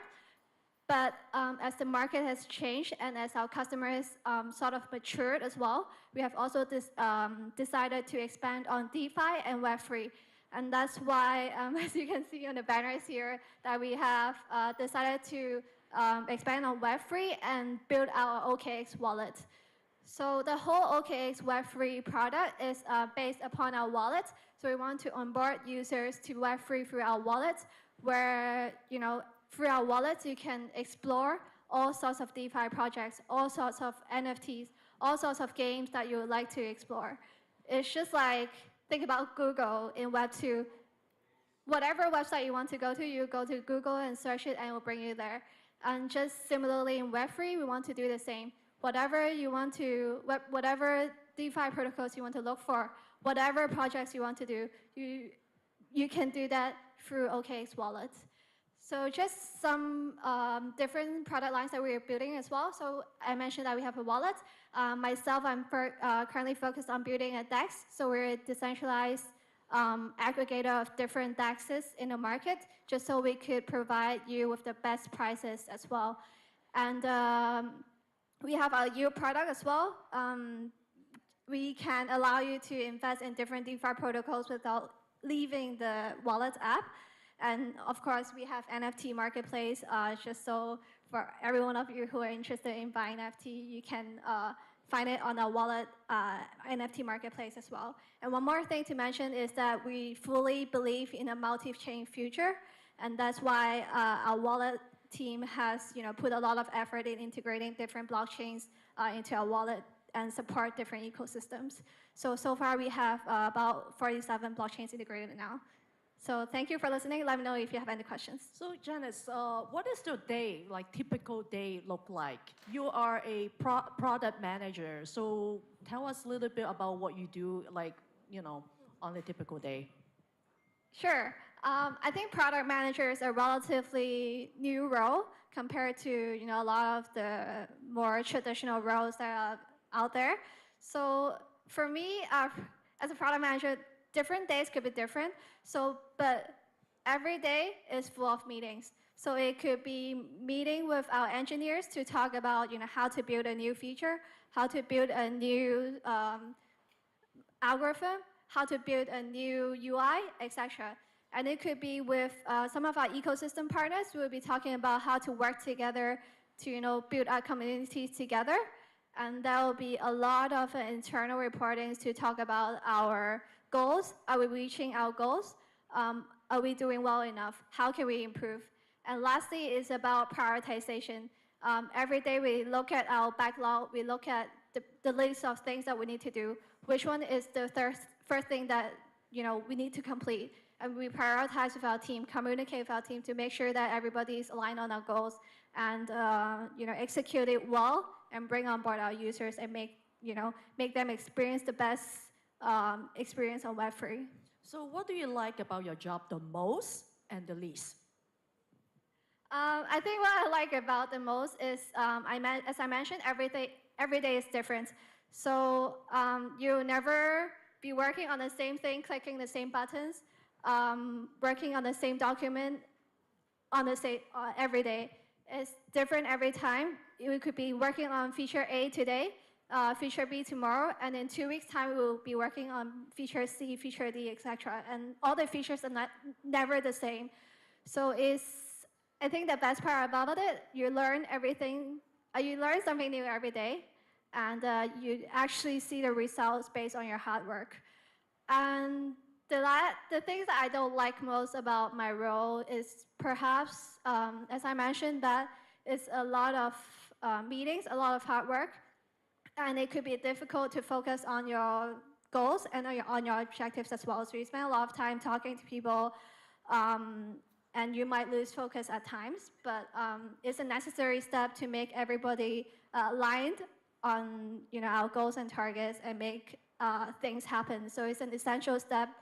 But yeah, I think a lot of PMs in the company have the same thought, but we all work on it and get on board and work, get focused even after hours. Yeah. So any major challenge that your role face mostly, and how do you overcome those challenges? I think recently a challenge for our team and for myself is because, as you might already know, we're in a crypto winter, we're in a bear market, and a lot of the hard works that we've done, we can't really see the result of it. We might have built a great feature, but perhaps nobody's using it. So it is a challenge because as a product manager, you want to see your product grow, you want to see your audience grow. But currently, we might not be able to see that results. But we truly believe that bear markets, crypto winters are for building. And it's not just about building our product. It's about building our community, building our brand, building our user experience, etc. And that's why we're working hard right now. And hopefully, we'll see the results of our hard work when the market is great again, when people have faith in crypto again. Okay, hi, Janice. My question that I have for you, it looks like you're very passionate in what you're doing. My question is, what are your thoughts in terms of the schooling system? What do you think could be the better way to launch, I think, when you started schooling to where you are now? What do you think are the shortcuts? Because I perceive there are certain things that are traditional that we have in the school system, which are either irrelevant or sometimes that delay our potential to get into the industry. So what do you really think could be that we can call it a cheat system? Thank you for your question. I think these couple of years, we've actually seen a lot of great ways to learn about crypto and get on board in crypto. As Dave mentioned just now, there's tons of ways for you to self-learn about crypto, about blockchain, just by going online. And I think that's the best way to do it. I mean, when I was in university, there isn't much courses that you can learn about crypto, about blockchain, and about the technology. I actually majored in accounting and finance, so it's quite a boring subject. And when I joined crypto, I had no idea about the technology side of things. But what I did was, I learned about it myself online as well, as to how, different tech stack work and how it could aid my job. And, as a younger generation or people who are still in university, you can easily choose a degree program that equip you with the knowledge in blockchain, in technology right now. I see my alma mater, HKU, already have my bachelor programs in blockchain as well. So that's really impressive. And that's, a shortcut for the students who are looking to get into the industry. And if you are already in uni and you're not in one of those programs, I think what you can do is, learn yourself. Just go online. There are plenty of resources. And yeah, I do think it's the best way to learn. You mentioned you lost some money. How did you lose it? That's when you trade a leverage. That's when the problem comes. Just what I do now is I don't trade leverage products that much, but especially in a market like this, I think trade I like to trade spot and accumulate during the winter right now. And I think when the good times come, we'll be able to, get the rewards that you wanted in the first place. But it takes time and it takes patience. So I think don't try to win quick money without doing your own research. Absolutely. Your role involves a lot of features related to cybersecurity. So as an expert, can you share little tips to the audience? How do you safeguard your digital asset? Sure. I've actually recently talked to a lot of our users, our customers, and a lot of them are really scared and worried about trading scam tokens, especially on a decentralized exchange where not all the tokens that you are able to trade are vetted by the DEX. So I think it's important, as many of the speakers have mentioned just now, to do your own research. When you trade on DEX, don't just click on the tokens on the DEX that you can see in the front end. Check the contract address. Is it a token that you're trying to trade, or is it a scam token that's trying to pretend to be something else? Check the prices. Check everything before you execute the trade. The second thing is keeping your private key safe. That's very important, as everybody did mention just now. I think it's underrated, and do not put it on a cloud. Do not put it anywhere that people can see it. Save it. The best way to do it is to write it on a paper and save it in your physical store, and don't let anybody see it. And on OKX side, we're actually working on a lot of new solutions to help you keep your private key safe and to make sure that you do not lose it easily. So I think currently it may be an obstacle for people to onboard people onto Web3 because people are scared about losing the keys. They're scared about scammers taking the money. They're scared about hackers hacking away the wallet. But in a few years' time, as technology improves, I'm sure this problem can be solved in time as well. Well, thank you, Janice. I'm mindful of the time. I'm going to ask you one last question. What will be the one key takeaway for the audience for today? I think be faithful in crypto and do not fear. I realize that this event is targeted for youth and students as well. So I think it might be a difficult time to make your decision to devote your career to crypto. There may be bad news coming out every day. This company is laying off 30%, that company is laying off 50%, etc. So you might fear that it might not be a good way to start your career.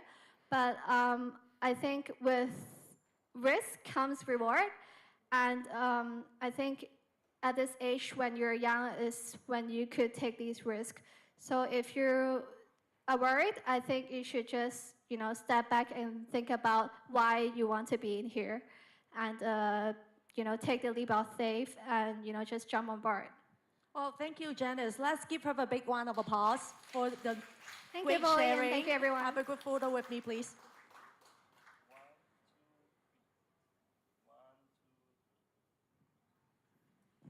Thank you. Last but not least, I have Marco Lim, Managing Director from Mao Capital. Marco, please, remove your mask, get on stage. Tell us a little bit, well, first of all, please give him a big round of applause. Second, please introduce yourself, tell us what you do, and how did you jump into the Web3 space? Thank you, Bowie, for having me here.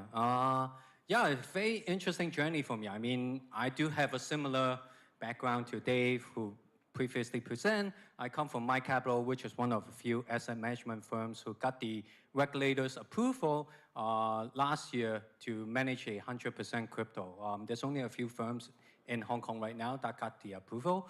I started my journeys directly entrepreneur to get into this Web3 crypto space.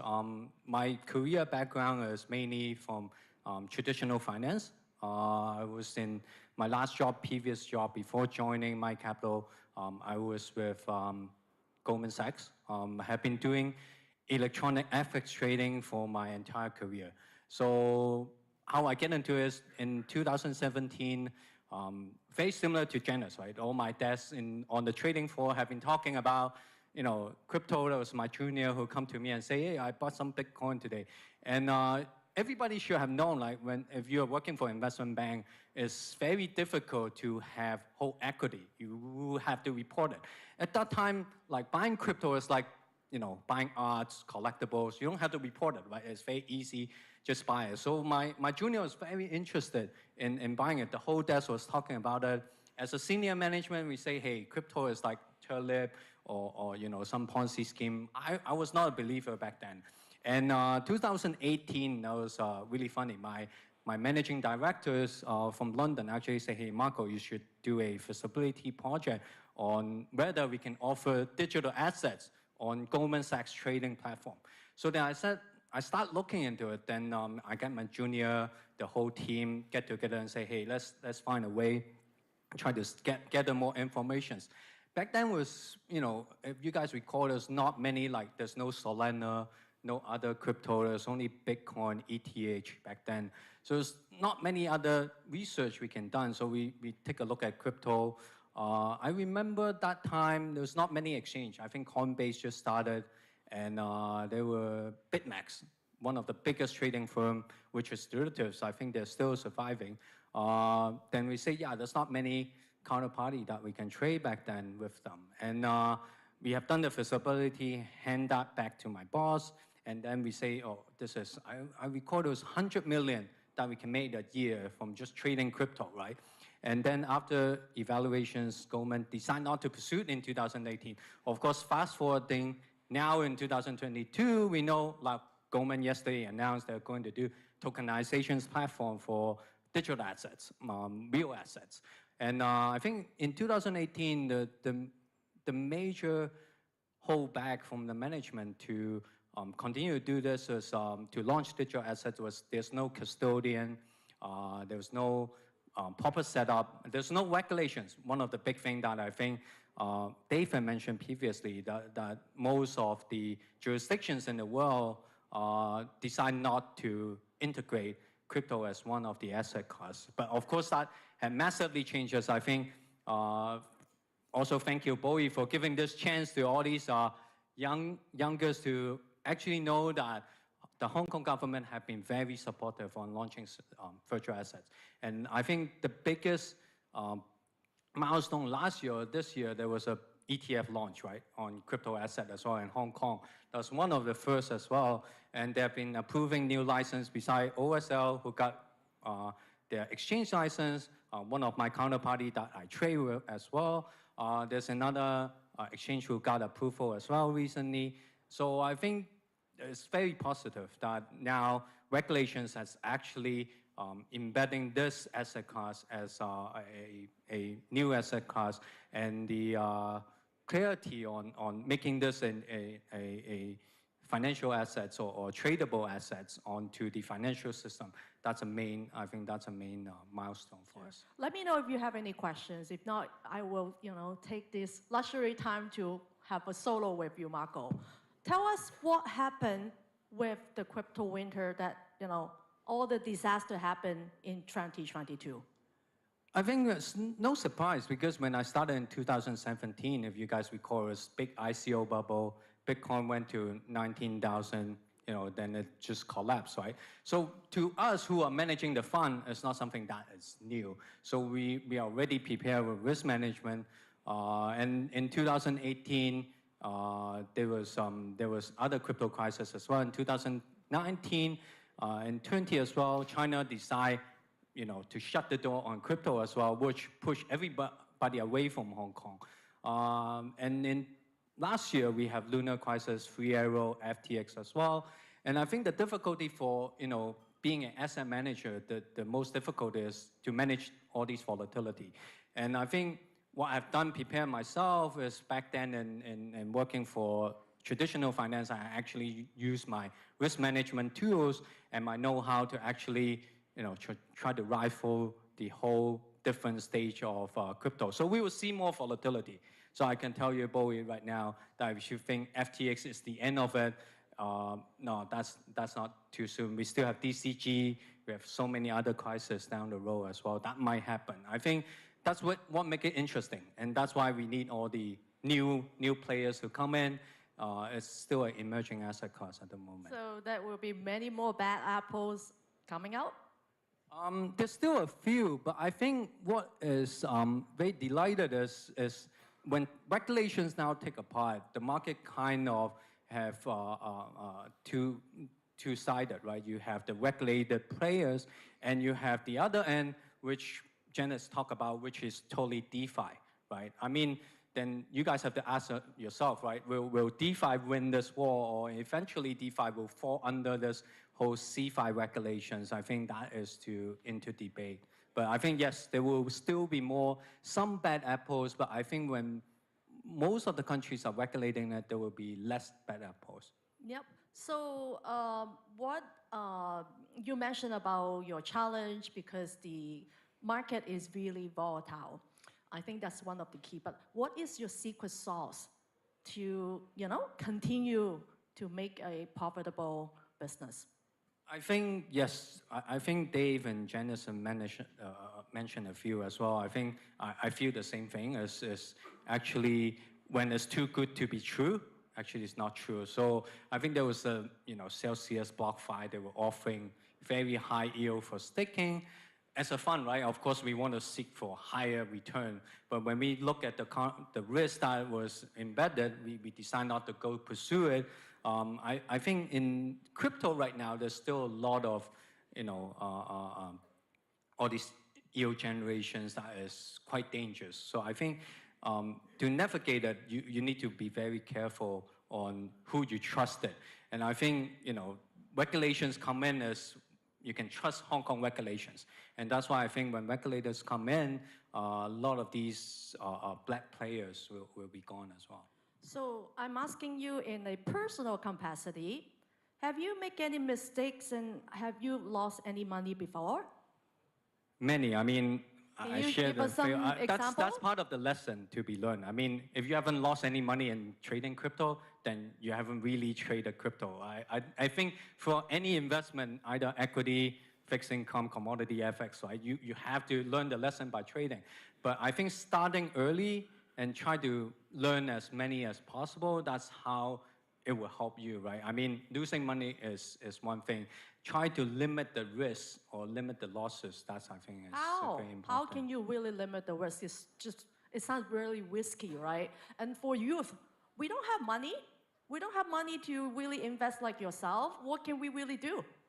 I think, as personal, right? So as a personal portfolio, how I started before I become an RO is I test the market with my own small money, because the great thing about crypto is you don't have to invest $1 million or $100,000 in it, right? You can invest as 100 Hong Kong dollar, as small as that. That's the best about crypto, right? So you should try with it and then test it throughout times. Then you understand, okay, which protocol is good. If you want to buy NFT, you actually have to go in, get the wallet, try to buy the small NFT. You shouldn't go for the blue chip and just buy the Bored Ape or buy the CryptoPunk, right? You should start with the smaller size, and then over time, you can go, when you understand the market better, then you can go bigger. So you still did not share the mistake, to be clear. Can you share one specific mistake? Not from the company's perspective, your personal perspective. What happened? Just investment. I mean, I do some VC investment on the side, on token project as well. And I think there's so many token projects. It's the same for, doing the times in ICO. Even you carefully screen it, there's still a risk that you cannot control what the team does. And one of the team that I invested was invested by FTX as well. That a small amount for me that go under as well, that token. They could not get back the treasury, so that's one of the problems. But I mean, it's the mistake that you have to go through. But then because it's a small amount, but I still believe that it's a good technology, so I'll still go forward with it. So, yes, please. One question here. I am not really in finance, but then it's interesting because we do invest in some crypto once in a while as consumers. So how do you distinguish a successful ICO before they actually go ICO? How do you distinguish the tokens, the potential? What do you see that has less of a successful rate and some are more potential for successful? Yeah, how do we see that? And so we can have a better idea which one to invest before ICO. I think my fund, first of all, my fund do not engage in primary market investment, like primary token. We mainly trade secondary market. But because we do a lot of extensive research on the top 30 tokens, there's a few things that you can look at before they list it. There's a team itself. There's little information. That's a problem. So you look at who have been seeding them before. Is it bigger VC? And look at actually the tokenomics of is it a real case used? How many real cases have been used by this chain? I think that will be a very important evaluations on that token as well. So one key takeaway or two for the audience today, what kind of advice would you give? I think is keep on learning. I think Dave pointed out, if you're not ready, you always have to be, even you work for a big company like BC Group or KX, right? You always have to come in the office with an entrepreneurial mindset, able to take risks, keep on learning. Myself, I keep on watching YouTube on a daily basis. And you know, as an asset manager, it's very different, right? Normally, when you work for an investment bank, you don't watch people talk on YouTube, but I think nowadays it changes, right? A lot of the information is actually online. And in order to learn about, you know, NFT or any other metaverse, any new technology, you should go, you know, watch YouTubes, understand it, and get a small amount of money, try to test it out, the whole ecosystem, and try to understand it. And it's an ongoing process. You cannot think, okay, today I understand it. I'm still learning every day from my junior as well. So we have some corn on the desk, and they do extensive research on the different protocols. So I ask them, hey, what's the different protocols doing? What's the new app launching on there as well, especially for layer 2? So I've been asking. So it's a continual learning process. So cannot stop learning in this crypto, just cannot be lazy, that's it. So, you know, I think this is a question that most of us would like to ask. Do you know, I'm sure you know, that's why I'm asking you, what will be the average, you know, annual salary for, you know, traditional asset management, junior person to start versus, you know, the virtual asset management world? I think to me, like I tell all the juniors as well, don't look very short-sighted, right? Don't compare the salary. I mean, last year I hired a few interns who did not take any salary to my firms. Just to have, you know, virtual asset experience on their CV. I think I give them some project to do, like researching on different protocol, understanding. They wrote a very good research paper. One of the interns done an intensive research about the ETH fork as well. So I don't think as a junior you should be short-sighted. Same for if Goldman were to hire you, you don't care about any salary, you just want to learn from the experience, sit on the trading desk. I think that's where, as a junior, you should open up your mind. As long as, you know, because you're very early stage in your career, you should learn as many as possible. So do not limit by the total compensation. That's how I see it. You smartly answered my question, but you didn't give me any figures, right? Yeah, you would like to ask one question? Yeah, go ahead. Hi. What do you think of the health of a lot of different stable coins these days? And what do you think of some funds that seemingly are trying to attack several of the pegs of a lot of the different stable coins? Yeah, there will be always problem with the stable coin. I think that's why the Hong Kong government pointed out that they will come with regulations very soon in March this year for at least Hong Kong stablecoin. That I understand. I think with, you know, Luna blowing up as well, you have different other stablecoin. Yeah, people just have to be very careful about which one they pick. But I think USDC similarly is the better one compared because they have Coinbase backing them, a few others.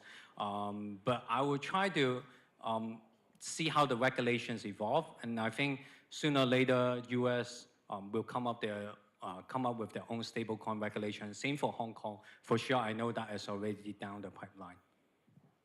Well, let's give a big round of applause to Thank you, guys. Marco. Thank you so much. But you will tell me the answer, separately. Let's have a great photo. Thank you.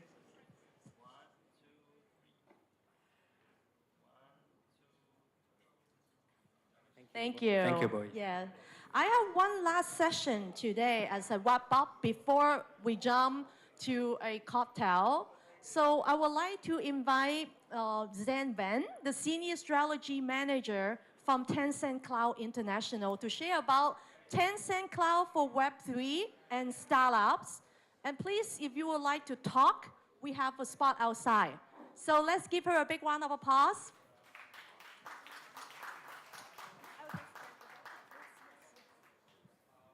Hi everyone, I'm Jen from Tencent Cloud International Strategy Team. It is my great honor to be here today to share with you some of our initiatives for Web3 space and support for startups. Next slide, please. Yeah, so Tencent Cloud International position itself as an enabler in this market. So in a nutshell, we provide 5 types of products that support you to build up your business. The first is customer growth.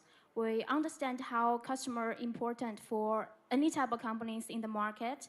Therefore, we have provided intelligent customer service platform and also SMS, email, etc. to help you to acquire, grow, and return customers. And the second is content and entertainment. As some of you may know, Tencent is leading audio and video solutions across the world. So we have one-stop audio and video solutions, cutting-edge cloud rendering techniques, and also avatar products to help companies to build state-of-the-art products in this space. And the third is development tools. We have serverless products and middleware products to help you to increase efficiency and reduce cost. And the fourth is security service. So security service is one of Tencent's core technologies.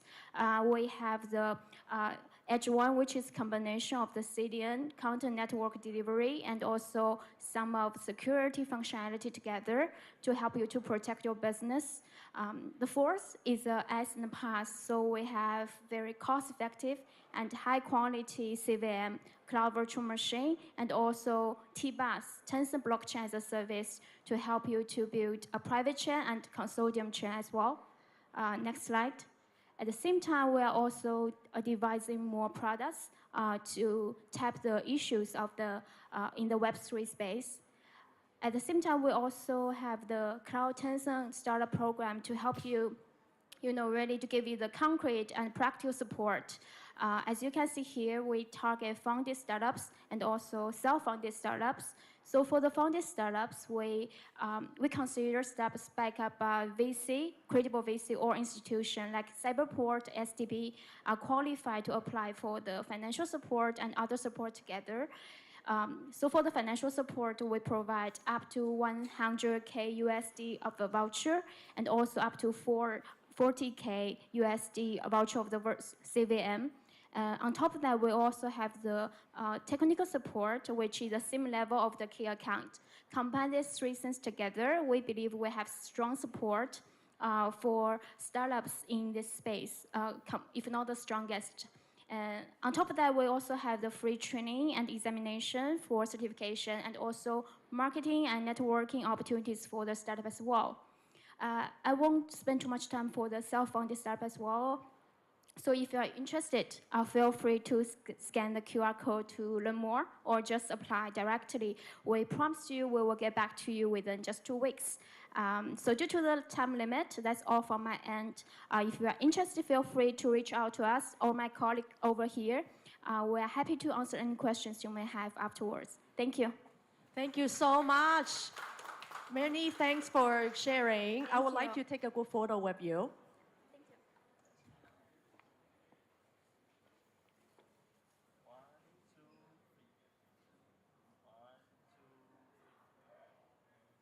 Thank you so much. Please go to next slide. I know lots of people wanted to ask me for business card, but today I purposely did not bring any because I think it will be easier just to have the QR code display. The one on the left is the meetup group I started to organize since 2018. So please do join so that you can stay tuned for all the events that I get involved, that I organize. And this is my contact information that you can get my email, you can get my LinkedIn, you get that my Telegram, and I will do my best to reply at the earliest. And I wanted to thank every one of you for joining this event because without your presence, my event will not be successful. So thank you, everybody, for joining. I have a cocktail. I think someone is helping me to pick up some sushi. I have wine, I have soda, I have non-alcoholic drinks. So please stay. And I think the main focus, one of the key focus is to do networking, right? At the end of the day, it only matters who you know, who can help you in your career. So this is the networking session, and feel free. I'm sorry, I'm a bit mean to tell you to go outside to talk, but I think this is the only way to show respect to all my speakers, so I hope you understand. And now feel free to talk, I will not be mean to you. So thank you so much, and that's all I have. But then if any speakers are here, I would like to take a group photo with all the speakers if you are still here. CY, Carrie, anyone? Timothy, Janice, Jen, are they all here? Then we got.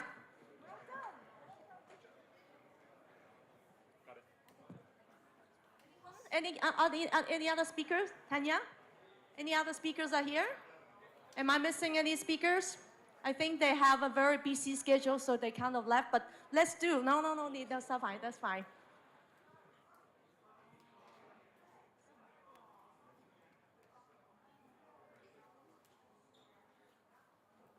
Yeah.